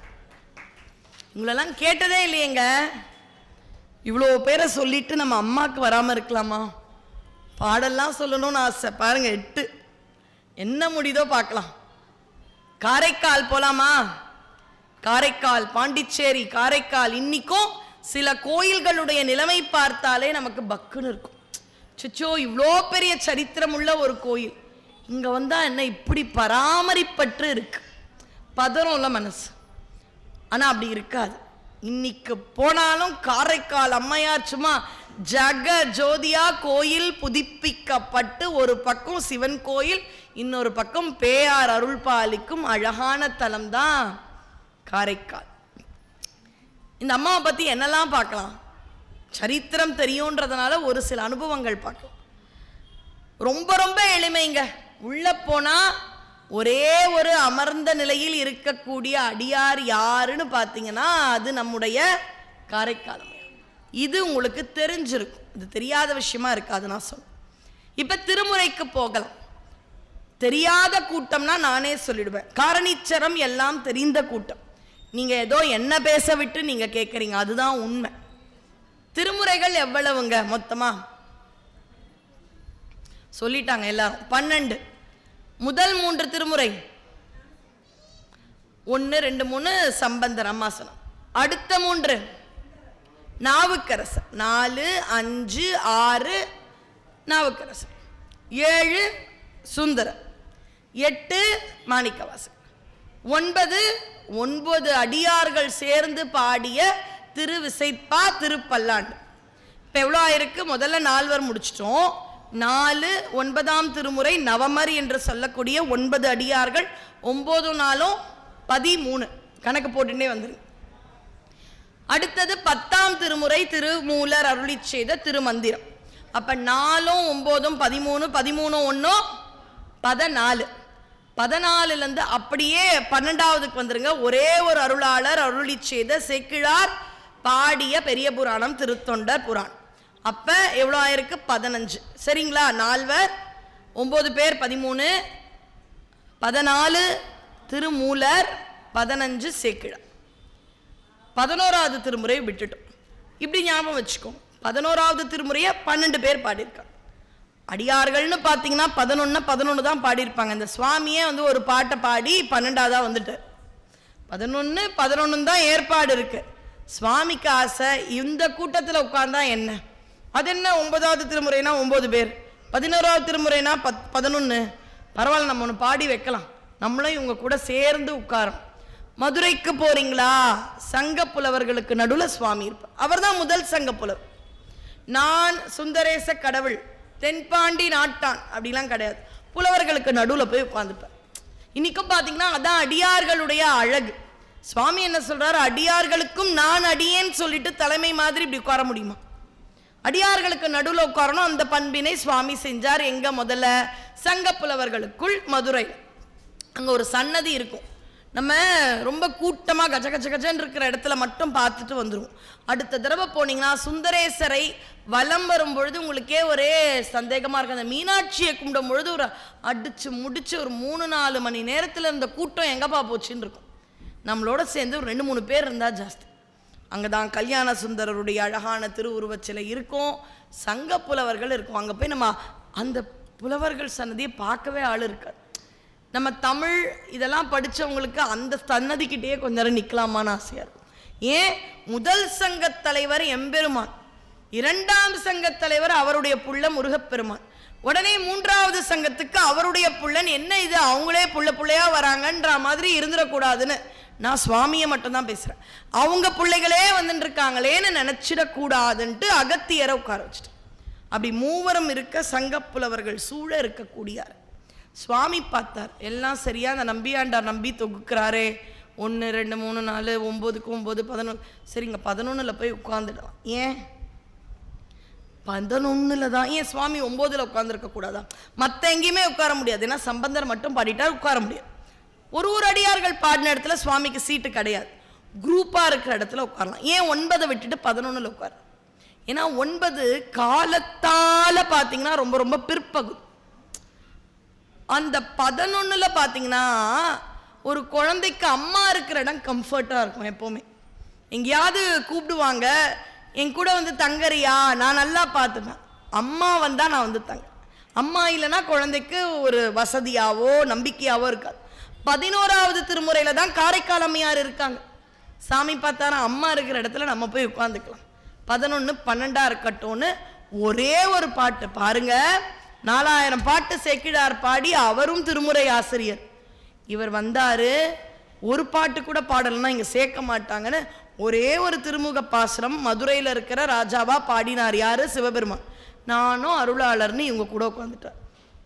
49,000 பாட்டு பாடியிருக்காரு நாவுக்கரசர். கிடைச்சது 3000 சில்வர். அவர் எங்க ஒரு பாட்டு பாடி உட்கார்ந்த இவரெங்க. ஆனால் அவருக்கு அருளாளர்களோடு இருக்கும். இப்போ அழகு என்னன்னா, 12 பேர் பாடிட்டாங்கன்ட்டு 11வது திருமுறையில். முன்னாடி எவ்வளோ விட்டோம்? 15 விட்டோம். 15ம் 12ம் 27. இந்த 27 பேர் நம்ம கூட இருந்தாங்கன்னா 27 நட்சத்திரமும் எதுவும் பண்ணாது. அவ்வளோதான். நட்சத்திரத்தால, பெயர்ச்சியால, தோஷத்தால திருமுறை மட்டும்தான் மகா மருந்து. அழகு என்ன தெரியுமா? அடுத்தது இதுல ஒரே பெண் இல்லை, 3 பெண், ஒரே அமர்ந்த பெண் காரைக்கால் அம்மையார்னு தெரியும். 27 ஆசிரியர்கள்ல ஒரே பெண் காரைக்கால். 27 ஆசிரியர்கள், அதில் ஒரு பெண் காரைக்கால் அம்மையார்.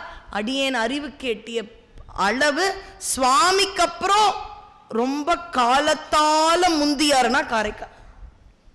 சம்பந்தர் காலம் தான் அப்புறம் தான், திருமூலர் காலம் அதுல கொஞ்சம் ஒரு ஆராய்ச்சிக்குரிய விஷயம்தான். மாணிக்க வாசகர், திருமூலர், காரைக்கால் அம்மையார் இதெல்லாம் கொஞ்சம் ஆராய்ச்சிக்கு உட்பட்ட விஷயங்கள் தான் அவர்களுடைய காலம்.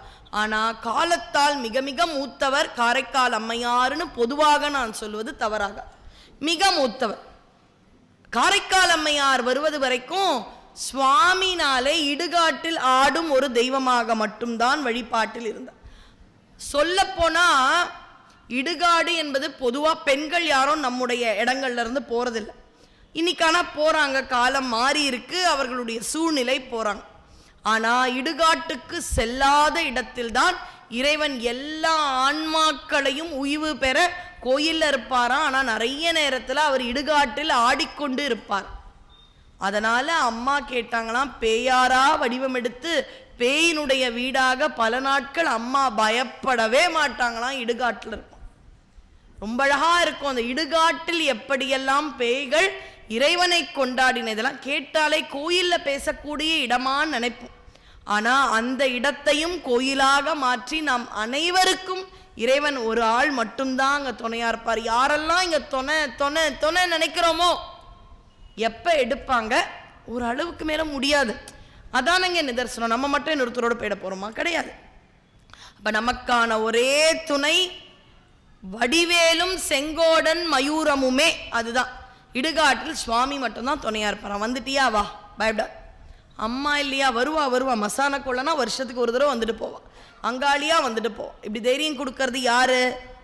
அப்ப பயப்படக்கூடாது என்பதால் பேயாக வடிவம் எடுத்த காரைக்கால் அம்மையார் பல காலம் இடுகாட்டில் இருந்து அங்கு இருக்கும் பேய் குழந்தைகள் எல்லாம் எப்படி அம்மா கிட்ட பழகுச்சின்னு கூட இயல்பா தன்னுடைய பாடல்களில் எழுதி அந்த இடத்தும் சகஜமான இடம், பயப்படாதன்னு சொல்லக்கூடிய ஒரு தாய் யார் என்றால் காரைக்கால் அம்மை. இன்னும் நான் சரித்திரத்துக்கே வரல, அவங்கள பத்தி சொல்லலாம் நேரமே போராது. அடுத்தது சிதம்பரம். சிதம்பரத்தில் 4 வந்திருக்கும் தர். கிழக்கு வாசல் நம்ம எல்லாரும் போயிட்டு வரோம். இன்னைக்கும் நம்ம போனால் கிழக்கு வழியாக தான் போவோம். கிழக்கு மாணிக்க வாசகர் சென்று. அப்போ மற்ற 3 ஒரு பக்கம், தெற்கு பக்கம் சம்பந்தர் வராரு. ஏன்? சுவாமி தெற்கால பார்த்த திருவுருவம். குழந்தை ஸ்கூலை விட்டு வரும்பொழுது அம்மாவோ அப்பாவோ வாக்கண்ணான்னு சொல்ல ஒருத்தர் இருக்கணுமா. சம்பந்தர் குழந்தையா வரும்பொழுது சுவாமி வா வா வான்னு சொல்றதுக்கு இருக்கணுமா. பின்னாடியோ சைடியோ காமிச்சுன்னு இருக்க சுவாமிக்கு விருப்பம் இல்லையா. அதனால அவர் பார்க்குற பக்கம் வா குழந்தைன்னு சொல்றதுக்கு சம்பந்தரை அப்படி வர வச்சா. சுவாமிக்கு பின்புறம் வர்றது சுந்தரர்.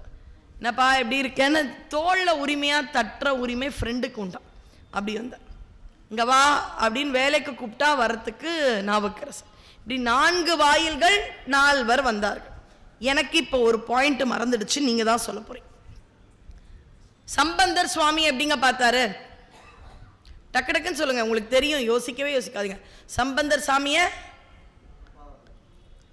அப்பாவா பார்த்தார். சரிங்க ஐயா. நாவுக்கரசர் சாமிய எஜமானர், நாவுக்கரசர் அடிமை வேலைக்காரர் தாசன், சுவாமிய எஜமானர். சுந்தரர் தோழரா பார்க்க, மாணிக்க வாசகர் காதலனா பார்க்கிறார். தன்னை பெண்ணாக ஒரு ஜீவாத்மாவா நினைச்சு தன்னை பெண்ணாக பாவித்து ஆணாக பார்க்கிறார். இது ஒன்றுத்துக்கும் ஒரு மார்க்கம்னு உண்டு. அப்ப காரைக்கால் அம்மையார் என்ன மார்க்கம்? யாருக்குமே தெரியாத, பிரபலம் அடையாமல் யோசிக்காமல் இருக்கும் ஒரு மார்க்கம் சிசு மார்க்கம். சிசு யாரு? சாமி. சம்பந்தருக்கு அப்பா சாமி, காரைக்கால் அம்மையாருக்கு குழந்தையே சாமி. அப்ப அம்மா வந்தது சிசு மார்க்கம். சிதம்பரம் 4 மாதிரி புனிதமடைந்தவர்கள் யார்? 4 பொன்னம்பலம் இடம் கொடுத்து. சிசு மார்க்கம் எடுத்த அம்மாவுக்கும் அதே வழியா? கிடையாது. தங்கத்தை விட உயர்ந்தது ரத்தினம். ரத்தின சபை திரு ஆலங்காடு அம்மாவுக்கு மட்டும். ஒரே வழி அம்மா மட்டும். சுவாமி ஏகாந்தமா அம்மாவோட இருக்கு. அப்ப முதல்ல சிவபெருமானை வணங்கலாம், பக்தி பண்ணலாம். இடுகாட்டிலும் இருப்பார், ஆமா. ஆனா இடுகாட்டில் மட்டுமல்ல, வாழ்க்கையில் இருக்கும் போகங்களையும் அப்படியே அம்பாளோட முருகப்பெருமானோடு உட்கார்ந்து சோமாஸ்கந்தம் போகமூர்த்தி. இப்ப நம்ம பேசுறது எல்லாமே நான் தவறிழைத்தால் உங்களுக்கு தெரியாது, அவருக்கு தெரியுமே. பொய் சொன்னா அவருக்கு தெரியுமே. சோமாஸ்கந்தர் சாட்சியாக தானே 5 நாளா நான் பேசுறேன். 3ஆம் நாள் வரும்பொழுது இது என்னுடைய கணவருக்கு தெரியும், நிஜமாதான். திங்கக்கிழமை காலையில் வள்ளிமலையெல்லாம் போயிட்டு வந்த கதையை சொன்னேன். திங்கக்கிழமை பார்த்தீங்கன்னா பூழியர்கோன் ராகமாக பாடியிருக்க மாட்டேன். அன்னிலேருந்து 3 நாள் இல்லைன்னா பூழியர்கோன்னு ராகமாக தான் பாடுவேன். ஏன்னா திங்கக்கிழமை முழுக்க என்னுடைய தொண்டை பேசவே முடியும். திங்கக்கிழமை காலையிலேருந்து இங்கே வாங்க அந்தளவு தான் பேச வரும். வீட்டில் எல்லாம் கேட்குறாங்க, ஐயா கிட்ட சொல்லிடுறியா இன்னைக்கு ஒரு நாள் ஏதாவது ஆளை மாற்றிக்கிறியான்னு. இல்லை நான் ஒரு நாள் விட்டால் கூட பெண்ணடியார்கள் யாரையாவது விட்டுடுவேன். இப்போவே நினைவு தெரியாமல் எவ்வளோ பேரை விட்டேன்னு எனக்கு தெரியாது. நிறைய பேர் இருப்பாங்க, இன்னும் இருப்பாங்க. அதனால் பண்ண அப்போ எப்படி பேசுவேன் தெரியாது. அப்படியே அலுவலகம் போயாச்சு. அலுவலகத்தில் பேசவே முடியல. ஒரு 20 ஹால்ஸ் வாங்கி வச்சுட்டேன். எங்கள் அம்மா மாத்திரையெல்லாம் கொடுத்தாங்க, மிளகு கொடுத்தாங்க. 20 ஹால்ஸ் பேச முடியும். வீட்டுக்கு வரேன், அப்படியே இங்கே வரேன், பேச முடியுதான்னு கேட்குறார். முடியல. அப்போ என்ன பண்ணுவேன்? என் பிரச்சனை இல்லை, அது காரணீஸ்வரர் பிரச்சனை. என் பிரச்சனை தொண்டைக்கட்டியே பேசுவேன். அடியார்கள்கிட்ட மன்னிச்சுக்கோங்க, கொஞ்சம் இப்படி தான் இருக்கும் தொண்டை, இப்படி தான் பேச போகிறேன்னு நான் பேச போகிறேன், வேறு வழி இல்லை. நிஜமா நான் சொல்கிறது பொய் இல்லை. காரணீஸ்வரரை பார்த்தேன். பார்த்துட்டு அன்றைக்கி கொஞ்சம் 6:45 வந்துட்டேன். ஐயாவோட போய் பார்த்தேன். எப்படி பேச போகிறேன்னு தெரியாது. ஒன்று வேணால் உனக்கு வாக்குறுதி கொடுப்பேன், பாட மாட்டேன். உன் அடியார்களுக்காக பாடிலாம் தொல்லை பண்ண மாட்டேன். இன்றைக்கி பேசுவேன், தொண்டை கட்டின தொண்டையிலையாவது நான் பேசுவேன். இது மட்டும் நான் சொல்லிட்டேன். அன்னைக்கு விட்டால் எனக்கு நிறைய அடியார்கள் போயிடுவாங்க. நான் சொல்லியே ஆனும். சொல்லிவிட்டு வில்வம் கொடுத்தாரு. அப்படியே சுற்றிட்டு வரேன் யான்னு அப்படி வலம் வந்தேன். வலம் வரும் பொழுது நான் வில்வத்தை அவ்வளோ சாப்பிட்டதே இல்லை. ஒரு 3 வில்வத்தை அப்படியே சாப்பிட்டேன். அன்றைக்குன்னு பார்த்து தண்ணியும் இல்லை. இந்த வில்வம் இருக்கிற டேஸ்ட்டு கொஞ்சம் தண்ணி குடிச்சிடலாமான்னு பார்த்தேன், தண்ணி இல்லை. 3 வில்வத்தை சாப்பிட்டு உட்கார்ந்தேன். திங்கக்கிழமை ஆடியோ கேட்டேன். ஓரளவு உங்களுக்கு புரிகிற மாதிரி தான். சில விஷயம் நம்மளை மீறி இருக்கிறத நீ தான் சொன்னா திங்கக்கிழமை பேசினது உங்களுக்கு புரிஞ்சதில்ல, அவ்வளோதான். நம்மை மீறி காலையிலேருந்து ஒரு வார்த்தை கூட வரலை. ஆனால் இங்கே வரும் பொழுது ஏன் என்னுடைய பக்தியா, நான் சாப்பிட்ட வில்வமா, சுவாமி அருளா? சுவாமி அருள் வேணா ஓரளவு ஒத்துக்கலாம், இன்னும் ஓரளவு ஒத்துப்பியா? ஆமாம், சாமியே ஒத்துப்பார். நான் சொல்ல போகிற விட என்ன, அடியார்களுடைய பக்தி, அதுதான் உண்மை. சுவாமி பார்த்தார், இப்படி பேசினா இவங்க வந்து கேட்குறாங்க, அப்படியே பனி கொட்டுது. அதை கூட இல்லாமல் காதில் எவ்வளோ பேர் அங்கெல்லாம் பஞ்சு வச்சுட்டு இருக்கீங்கலாம் தெரியாது, இவ்வளோ பேர் வராங்க. நீ ஒழுங்காக பேச, அப்போ தான் புரியும். என்னுடைய பெண்ணடியார்களை பேசணும் அப்படின்னு சுவாமி கொடுத்தார். 3 நாளாக பேச. இப்படி சில விஷயங்கள் நம்மை மீறி நடந்து கொண்டே இருக்கும். இப்போ ரத்தின சபைன்னு பார்க்கும் பொழுது சுவாமி ஊர்துவ தாண்டவம், இருவர் தன் இசை கொண்ட காதர்னு முத்துத்தாண்டவர் தன்னுடைய கீர்த்தனையில சொல்றாரு. 2 குண்டலம் 2 வாக்மேன் மாதிரி. அந்த ஹியர்ஃபோனு வாங்க தெரியுமா, காதலே சில சமயம் நான் போட்டுட்டு கூட வருவேன். நானாவது உள்ள போட்டுப்பேன், சுவாமி வெளியிலே போடுறார். ஏன்னா நான் உள்ள போடும் பொழுது நீங்க ஏதாவது பேசுனீங்கன்னா, இருங்க மேடம் நீங்க பேசுறது எனக்கு விழல, நான் எடுத்துட்டு கேட்பேன். சுவாமி உள்ள போட்டுட்டாருன்னா நீங்களும் நானும் கதறுன்னு போய் வகை வகையா வேண்டுறோமே. சில சமயம் நமக்கு கோவம் தான் சொல்லுவோம், எங்கே நான் பேசுகிறதே காதில் வாங்க மாட்டேன்றாருன்னு அவர் காதில் வாங்கும் பொழுதே சொல்லிடுவோம். உண்மையாக காதுக்குள்ளே அந்த வாக்மேன் மாதிரி அந்த இயர்ஃபோனை போட்டால் நான் பேசுகிறது எங்கே கேட்கும். அதனால் சுவாமியினுடைய இயர்ஃபோன் எப்படியா தொங்குறா மாதிரி இருக்கும். 2 குண்டலம் இருக்குல்ல, அப்படி வளையம், அது 2 கந்தர்வர்கள் சுவாமி காதில் பாடிண்டே இருப்பாங்க. சுவாமி கேட்டுண்டே இருப்பார். நம்ம பாட்டை பாடிண்டே இருப்போம் சுவாமிக்கு. நம்மளும் சலைச்சவங்கள நம்ம பாட்டை பாடுவோம். அதையும் இங்கே வாங்கி நம்முடைய விண்ணப்பத்தையும் எளிவந்த பிரான் அருள் செய்கின்றான். இதுதான் அழகு. அதனால திரு ஆலங்காடில் ஊர்த்துவ தாண்டவம்னு தன்னுடைய திருவடியால் அந்த குண்டலத்தை எடுத்து மாட்டிய கோல். அம்பாளை தோற்கடிக்க போட்ட ஒரு முத்திரை நம்ம நினைக்கிறது தப்பு. பாடிண்டே இருக்கும் பொழுது ஆடுறாரு. ஒரு பக்கம் இருக்கிற அந்த சாங் நின்று போயிடுச்சு. எடுத்து போட்டார். அந்த ஒரு முத்திரை அம்பாளுக்கு வரலாம். அதனால தோற்கடிக்க வேண்டும் என்ற அந்த ஒரு நோக்கில் வந்த ஒரு தாண்டவமோ முத்திரையோ அது அல்ல. இன்னொன்று, அங்கு இருந்த ஆலம் காட்டு காளி என்னை மீறி யாரும் அல்லன்ற ஒரு சின்ன ஆணவம் வந்ததால் ஆணவத்தையும் அடக்கிய இடம். எந்த ஒரு காரணத்தாலும் இறைவன் தன்னுடைய இல்லாள் அருள் என்ற அம்பிகையை தோற்கடிக்க போட்ட முத்திரை அது கிடையாது. இது ஊர்த்துவ தாண்டம். பார்த்தாரு, பொன்னம்பலத்தை விட டைமண்ட் ரத்னம்லாம் கொஞ்சம் காஸ்ட்லி, அங்கே அம்மா மட்டும் வரட்டும் என்று அந்த இடத்தில் திருவடி கீழ் அமர்ந்து கொண்டு பாடிக்கொண்டிருப்பவர் இன்னைக்கும் இங்கே நம்ம நடராஜாக்கா பார்த்தீங்கன்னா கூட அவருடைய திருவடி கீழ் இருந்திருக்கும் ஒரு அற்புதமான பெண் அருளாளர் யார் அப்படின்னு பார்த்தீங்கன்னா நம்ம காரைக்கால் அம்மை. இதில் ஒரு அழகு, உங்கள் எல்லாருக்குமே அபிராமி அந்தாதிலாம் தெரியும் இல்லையா? பொதுவாகவே பிடிக்கும், நம்ம எல்லாருக்குமே அபிராமி அந்தாதி பிடிக்கும். எல்லா பாட்டும் தெரியுதோ இல்லையோ, உதிக்கின்ற செங்கதிர்லேருந்து ஆத்தாளையங்கள் அபிராமவல்லியை வரை எல்லாருக்கும் எல்லாம் தெரியுதோ இல்லையோ, ஒரு பாட்டு நமக்கு தெரியும். தனம் தரும் கல்வி தரும். வேணும்ட்டே தான் நான் பாடுறேன், நீங்களும் கூட பாடலாமே. தனம் தரும் கல்வி தரும் ஒரு நாளும் தளர்வு அறியா மனம் தரும் தெய்வ வடிவும் தரும். வடிவம் இல்லை, வடிவும் தரும் அப்படின்னா கொஞ்சம் கொசுருக்கு போட கருவேப்பிலை. அது மாதிரி இதெல்லாம் கேட்போமா? தெய்வ வடிவா அவள் கேட்காமே கொடுத்துருவாள். ஏன்னா என்னைக்காவது போய் நீங்களோ நானோ வீடு கேட்போம், வாகனம் கேட்போம், வேலை கேட்போம், கல்யாணம் கேட்போம், குழந்தை கேட்போம், பதவி கேட்போம். உன்னுடைய வடிவம் எனக்கு கூடுலாம் நம்ம கேட்டதே கிடையாது. அதனால் நம்ம கேட்க மாட்டோம்னு அவளுக்கு தெரியும். அதனால் அவளே கொடுத்துடுறான். தெய்வ வடிவும் தரும் நெஞ்சில் வஞ்சமில்லா இனம் தரும் நல்லன எல்லாம் தரும். ஏன்னா எனக்கு நல்லது உங்களுக்கு நல்லதாக இருக்கா? எனக்கு மழை வந்தால் நல்லதாக இருக்கும். அப்போ தான் எனக்கு ஏதாவது சளி மருந்துலாம் நான் விற்கிறவளாக இருந்தால் எனக்கு மழை வேணும். ஆனால் மற்றவங்களுக்கு அந்த மழை வேண்டாம். நீங்கள் வடாம் பிஸ்னஸ்னால் மழை வந்தால் உங்கள் பிஸ்னஸ். அப்போ யார் யாருக்கு என்னென்ன நல்லனவோ நல்லன எல்லாம் அன்பர் என்பவர்க்கே கணம் தரும் பூங்குழலால் அபிராமி கடைக்கண்களே. ஒரு பாட்டும் அந்தாதியில் அப்படி பிடிக்கும். என்னங்க அந்தாதினா என்ன? ஒரு பாட்டினுடைய நிறைவு வார்த்தை அடுத்த பாடலுடைய துவக்க வார்த்தை. கோத்து வைக்கிற மாலை மாதிரி இருக்கும். சில சமயம் கட்டுவோம், சில சமயம் மல்லியை கோப்போம். அது அப்படியே அடர்த்தியாக அழகாக இருக்கும். அப்போ முடிவு ஆரம்பம், முடிவு ஆரம்பம்ன்ற ஒரு மாலை மாதிரி. இந்த பாடல் வகை பிடிக்குதுல்ல? தமிழ் இலக்கியத்தில் முதல்ல அந்தாதி பாடியது காரைக்காலம். அது வரைக்கும் அந்தாதினா பழக்கத்தில் இருந்திருக்கலாம், காலத்தால் கிடைக்காம போயிருக்கலாம். இன்னைக்கு இருக்கிற இலக்கியங்கள்ல அம்மாவினுடையது தான் முதல் அந்தாதி. வெண்பா பாடியது அவர். இப்போ சரித்திரத்தை ரொம்ப வேகமாக சொல்லக்கூடிய ஒரு சூழ்நிலை. பணக்கார தந்தை தனதத்தன், அவங்க அம்மா பேர் தெரியாது, சேக்கிழார் சொல்லல் உண்மைதான். ரொம்ப ஒரே பெண் குழந்தை பக்தியோடு வளர்க்கிறார்கள். பரமதத்தன் என்று ஒரு நல்ல பிஸ்னஸ் நாகப்பட்டினத்தில் இருந்த இன்னொரு பிஸ்னஸ் மேனுக்கு கல்யாணம் பண்ணி கொடுத்துட்டான். ரொம்ப அன்பாக இருப்பாங்க. இந்த அம்மாவுக்கு சிவத்தொண்டு உங்களுக்கே தெரியும். ஒரு நாள் 2 மாம்பழம் வருது. வரத்துக்கு, அதாவது கணவன் வீட்டுக்கு வரத்துக்கு முன்னாடி சுவாமி போயிட்டாரு.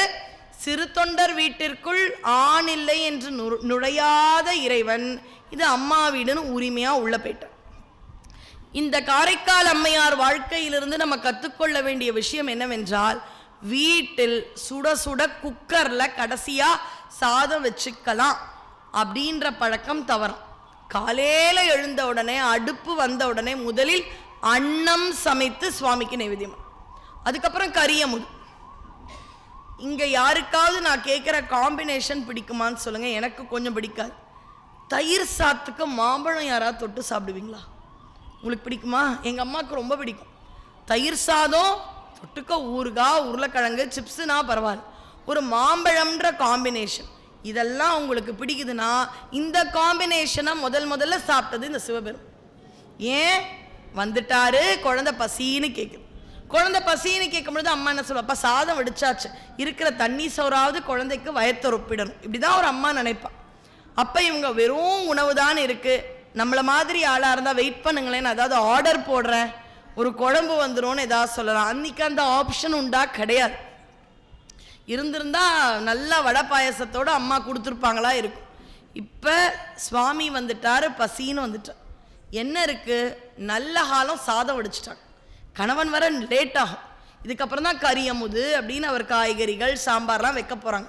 சரி, வந்த சாமியாரை உட்கார வைக்கக்கூடாதுன்னு வீட்டில் எப்பவும் தயிர் இருக்கும். ஒரு பணக்கார செட்டி பெண், அவங்க வீட்டில் எந்த அளவு அந்த இனம் என்று சொல்லக்கூடிய பசு வளம்லாம் இருக்கும். அதனால் அப்படியே கட்டி தயிர் என்ன இருக்குது தொட்டுக்கன்னு பார்க்குறாங்க. அப்பன்னு பார்த்து கொஞ்சம் நேரத்துக்கு முன்னாடி 2 மாம்பழம் வந்ததுன்னு கொடுத்தாரு. அதில் இருக்கிற ஒரு மாம்பழத்தை வச்சாங்க, சாப்பிட்டாங்க, கிளம்பினாங்க. கணவன் வந்தாங்க, சாப்பிட்டார். ஒரு மாம்பழம் ரொம்ப ரொம்ப நல்லா இருக்கு, இன்னொரு மாம்பழத்தை இங்கே 2 மாம்பழம் இருக்கிற வீட்டில் ஒரு மாம்பழம் மனைவி எடுத்துக்கலாமா கூடாது? எடுத்துக்கலாம்ல. அப்போ அந்த அளவு கூட மனைவியை பற்றி யோசிக்காம இன்னொரு மாம்பழத்தை கொண்டு வா, அது ரொம்ப நல்லா இருக்குன்றார். இவங்களுக்கு என்ன பண்ணணும்னு தெரியல. உள்ளே போகிறாங்க, மாம்பழம் வேணுன்றாங்க. கையில் ஒரு மாம்பழம் சுவாமி அவருக்கு, அதாவது கணவனுக்கு கொடுத்தாச்சு. ரொம்ப அறிவாளியான கணவன். ஏன் ஞானப்பழத்தை சாப்பிட்டுட்டார். சாப்பிட்டு சொல்லிட்டார், இல்லை இல்லை இல்லை இல்லை, அந்த மாம்பழமும் இந்த மாம்பழமும் ஒன்றே இல்லை, இது வேற எங்கேயோ வந்தமா. இல்லைங்க, அதுதான் டேஸ்ட்டுன்னீங்களே.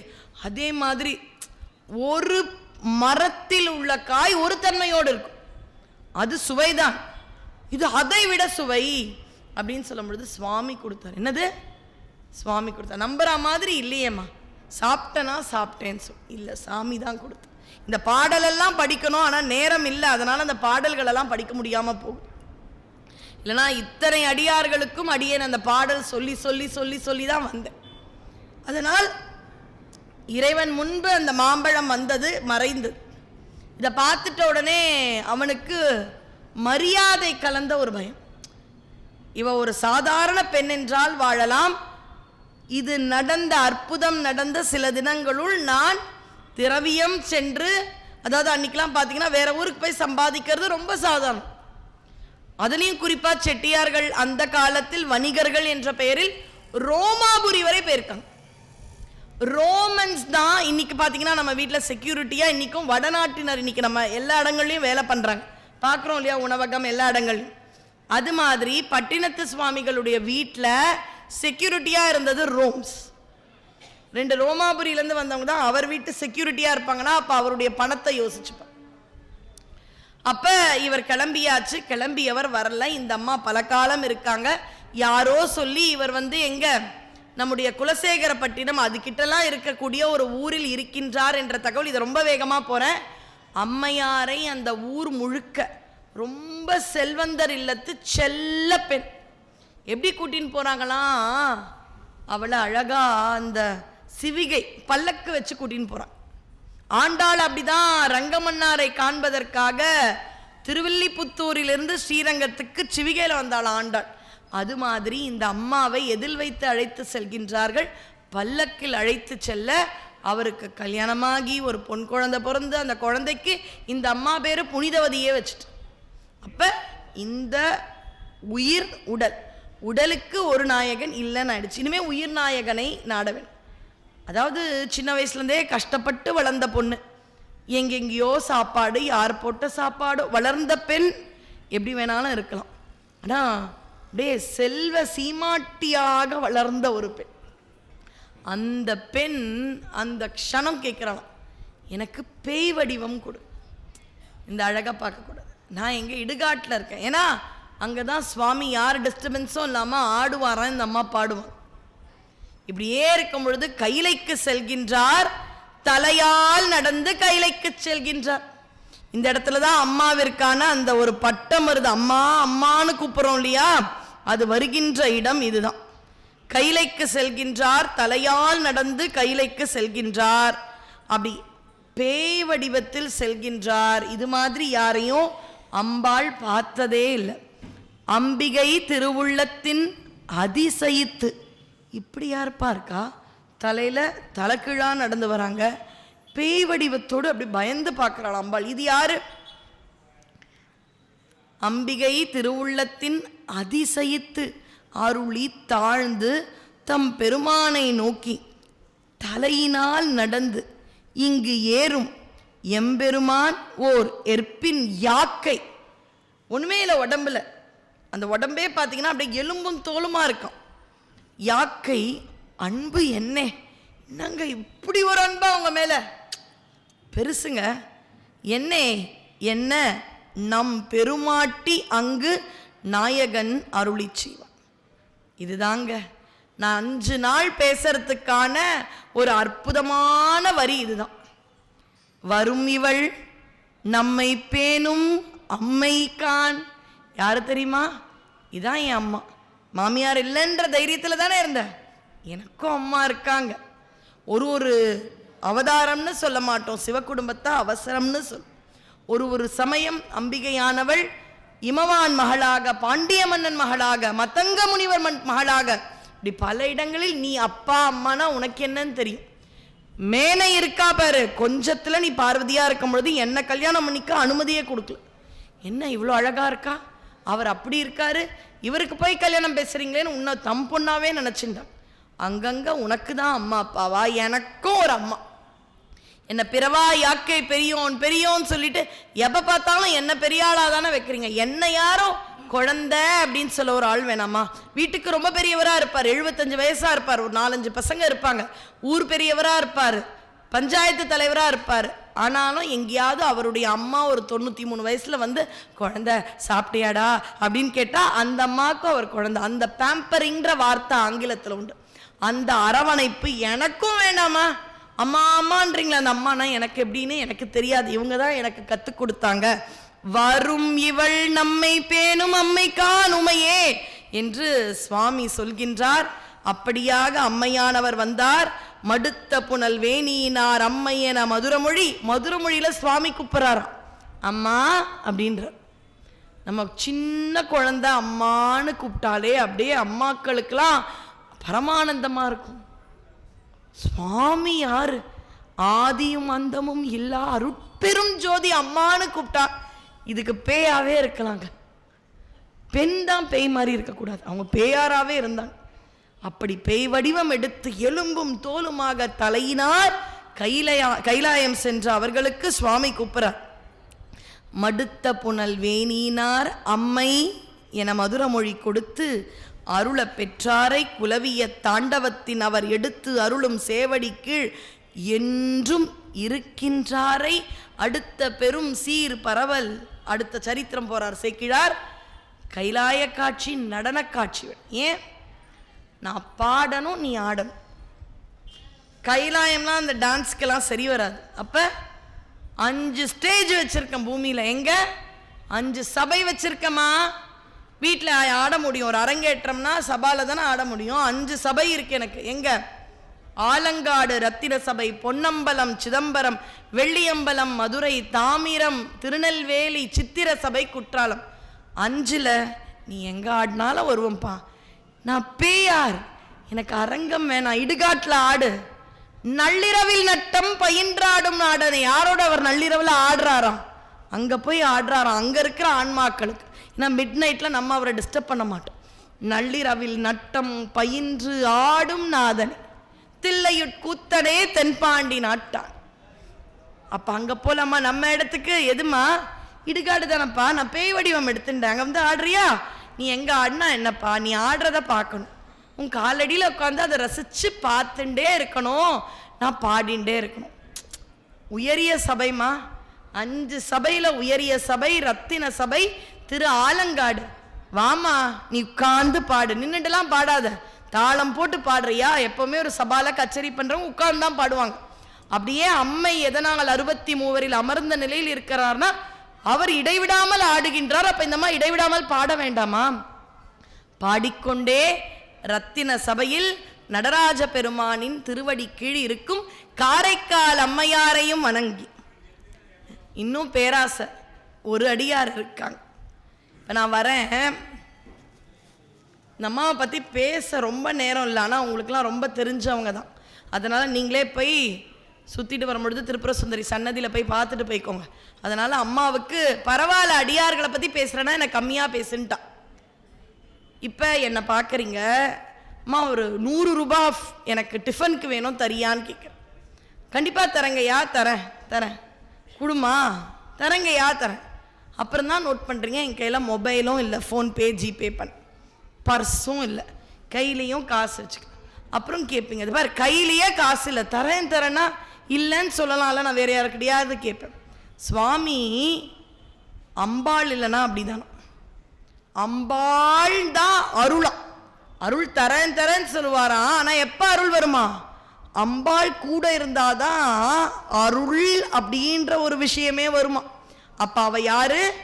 அம்பாள் மூலம்தான் நம்ம சுவாமியை போய் பார்க்கவே முடியும். அவள் தான் மிகப்பெரிய தொண்டின்ற வார்த்தை கிடையாது தமிழ்ல. தொண்டனுக்கு பெண்பால் தொண்டச்சி. இப்ப இவ்வளோ நாள் கேட்டிருக்கீங்க இல்லையா? இந்த அற்புதமான இந்த சொற்பொழிவை 5 நாள் கேட்ட உங்களுக்கும், இந்த விழாவினை ஏற்பாடு செய்த திருக்கோயிலின் நிர்வாகிகளுக்கும், நம்முடைய தொண்டு சீர் திருக்கூட்டம் அடியார் பெருமக்களுக்கும், நாகராஜன் ஐயா அவர்களுக்கும், உலகம் முழுக்க நம்முடைய இந்த IRISயின் அந்த விஷன் அவர் மூலமா அவ்வளவு உலகம் முழுக்க இதை எடுத்து செல்லும் நம்முடைய சகோதரருக்கும் உங்களுக்கும் 5 நாள் பெண்ணடியார்கள் என்னெல்லாம் தருவாங்க தெரியுமா? கலையாத கல்வியும் குறையாத வயதும் ஓர் கபடு வாராத நட்பும் கன்றாத வளமையும் குன்றாத இளமையும் கழுப்பினி இல்லாத உடலும் சலியாத மனமும் அன்பு அகலாத துணையும் தவறாத சந்தானமும் தாழாத கீர்த்தியும் மாறாத வார்த்தையும் தடைகள் வாராத கொடையும் தொலையாத நிதியமும் கோணாத கோலும் ஒரு துன்பம் இல்லாத வாழ்வும். இதே மாதிரி இந்த வருஷம் ரொம்ப சிறப்பாக இருந்து அடுத்த மார்கழியிலையும் இறைவன் திருவுள்ளத்தோடு இப்படி அடியேன் சுவாமியை பற்றி பேசுறத நீங்கள் கேட்கணும்னு ஐயா கிட்டையும் இறைவன் கிட்டையும் விண்ணப்பம் வைத்து, ஒரு துன்பமில்லாத வாழும் துய்ய நின் பாதத்தில் அன்பும் உதவி, அதுக்கப்புறம் என்னங்க, பெரிய தொண்டரோடு கூட்டு கண்டாய். உலகத்திலேயே பெரிய தொண்டர் யாருன்னா சிவபெருமான். உலகத்தில் பெரிது என்னன்னு ஔவையார் கேட்கிறா.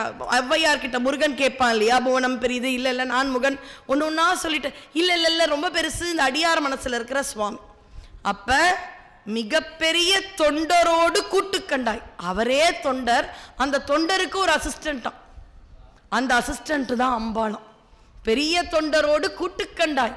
அலையாழி அரிதியிலும் மாயனது தங்கையே ஆதிக்கடவுரின் வாழ்வே அமுதீசர் ஒரு பாகம் அகலாத சுகபாணி அருள்வாமி அபிராமி. பெண்ணடியார்கள்னு பேச ஆரம்பிச்சு அம்பாளை விட இறைவனுக்கு சிறந்த அடியார் யாராக இருக்கும்? அதனால பெரிய புராணத்தின் நாயகியாக இருக்கும் அவளை விடுத்து இந்த பெண்ணடியார் அப்படின்ற இந்த ஒரு தலைப்பை நாம நிறைவு செய்ய முடியாதா? முடியவே முடியாது. தை பிறந்தால் வழி பிறக்கும். இப்ப நம்ம பேசுற சமயத்துல தை திங்கள் துவங்கி விட்டது. அப்படியே பெண் அடியாரையும் அடியார் பெரும் மக்களையும் அம்பிகையையும் இறைவனையும் போற்றிய நமக்கு தை பிறந்தால் இனி என்ன, கண்டிப்பா வழி பிறக்கும். உங்கள் இன்னல்கள் தீர சுவாமியை வேண்டுவோம், நல்லன எல்லாம் தரும், அதுதான் உண்மை. அப்படியாக அடியாரை வணங்கி அடியாருக்கும் அடியேன் என்று மாதொரு பாகனாம் உமையம்மையை வணங்கி அடியேன் இந்த நல்ல வாய்ப்பிற்கு உளமாற நன்றி கூறி உங்கள் அனைவரின் திருப்பாதங்களையும் வணங்கி நிறைவு செய்கின்றேன். வான்முகில் வழாது பெய்க மலிவளம் சுரக்க மன்னன் கோன்முறை அரசு செய்க குறைவிலாது உயிர்கள் வாழ்க நான்மறை அறங்கள் ஓங்க நற்றவம் வேள்வி மல்க மேன்மை கொள் சைவ நீதி விளங்குக உலகமெல்லாம். திருச்சிற்றம்பலம். வெற்றிவேல் முருகனுக்கு அரோகரா. நன்றி, வணக்கம். கூட்டு வழிபாடு. தென்னாடுடைய சிவனே போற்றி, எந்நாட்டவர்க்கும் இறைவா போற்றி. ஓம் நம சிவாய. ஓம் நம சிவாய. ஓம் நம சிவாய. ஓம் நம சிவாய. ஓம் நம சிவாய. வெற்றிவேல் முருகனுக்கு அரோகரா. சுரேஷ் ஐயா கொஞ்சம் வாங்க, மேலே வாங்க. இங்கே நம்ம கடைசியாக நிறைவு செஞ்சது திருவிழாங்காடு தளத்தை பற்றி அம்மா சொன்ன காரைக்கால் இருந்துச்சு. நிறைய அன்பர்கள் திருவிழாங்காடு கோயிலுக்கு போயிருப்பீங்க. அங்கே காரைக்காமலை இன்றும் வாழ்வதாக ஒரு ஐதீகம் அங்கே இருக்குது. நடராஜ ஸ்தானத்துக்கு பின்னாடி சுத்தமாக அது வெற்றிடம் அப்படியே இருக்கும், இன்றைக்கே இருக்குது. முடிந்த அன்பர்கள் திருவாலங்காடு போனீங்கன்னா நடராஜர் தரிசனம் பண்ணிட்டு அந்த சுற்றி வந்தீங்கன்னா அந்த சுற்றி வர பிரகாரம் முழுக்க வெற்றிடமாக தான் இருக்கும் உள்ளுக்குள்ளே. அது ரொம்ப பேர் தெரியாது. போன அன்பர்கள் பாருங்கள், நடராஜர் இருக்காருன்னா அவருக்கு பின் சைடில் ஒரு அந்த 5-6 அடி கேப்பு தான் இருக்கும் அந்த மண்டபம் முன்னாடி வகுப்பு. அதுக்கு பின்னாடி அவ்வளோ பெரிய இடம் வந்து வெற்றிடமாக இருக்குது இன்னி வரைக்கும். அந்த காலத்தில் சாமி பண்ணியிருக்காங்க, அது எந்த எண்ணத்தில் பண்ணாங்களும் தெரியல. ஆனால் இன்றைக்கும் வந்து அங்கே அது தாத்பரியம் வந்து காரைக்கால் மாதிரி இன்னும் இங்கே வாழ்ந்துட்டு இருக்கிறாங்க. அவங்க இருக்கிற மாதிரியே இன்னும் இருக்கிற மாதிரி தான் அந்த சொன்ன பாருங்க, சாமி ஆடுற வரைக்கும் நான் பாடினே இருப்பேன்ற மாதிரி சொல்லி அதுதான் அந்த ஒரு உண்மை நிலையை நினைக்கிறேன். நாங்கள் இன்றைக்கி ஒரு வாரத்துக்கு முன்னாடி நான் போயிட்டு இருந்தோம் தெரியல, அப்போ எங்கள் எல்லோரும் காமிச்சிட்டு வந்தேன் அந்த இடத்துல இது அம்மையாக இருக்கிற இடம் அப்படின்னு சொல்லிட்டு. அதனால் முடிந்த அன்பர்கள் திருவள்ளங்காடை போகும்போது சாமி பின்னாடி இருக்கிற அந்த காரைக்கிழமை தரிசனம் செய்ய கேட்டுக்கொண்டு இந்த எங்களுடைய அழைப்பினை ஏற்று இந்த 5 நாட்களும் சிறப்பான முறைகளை இந்த நிகழ்ச்சியை நடத்தி நம்முடைய கற்பலட்சுமி சுரேஷ் அவர்கள் நடித்திருக்கிறோம். இப்போது மரியாதை செய்யப்பட்ட உங்கள் சார்பாகவும் திருக்கோடு சார்பாக மரியாதை அவர் இங்கே 2 பேரும் இதை வந்து சிவசக்தியாக தான் இன்றைக்கி மரியாதை கடைசியாக நிறைவு வந்து அப்படியே நடக்கணுன்ற இறையர்கள் சொல்லுங்க. அதனால் 2 பேர் சேர்ந்து இங்கே மரியாதை செய்யப்படுகிறது. எல்லோரும் அவர்களை வாழ்த்து மாறு கேட்டுக்கொள்கிறார்.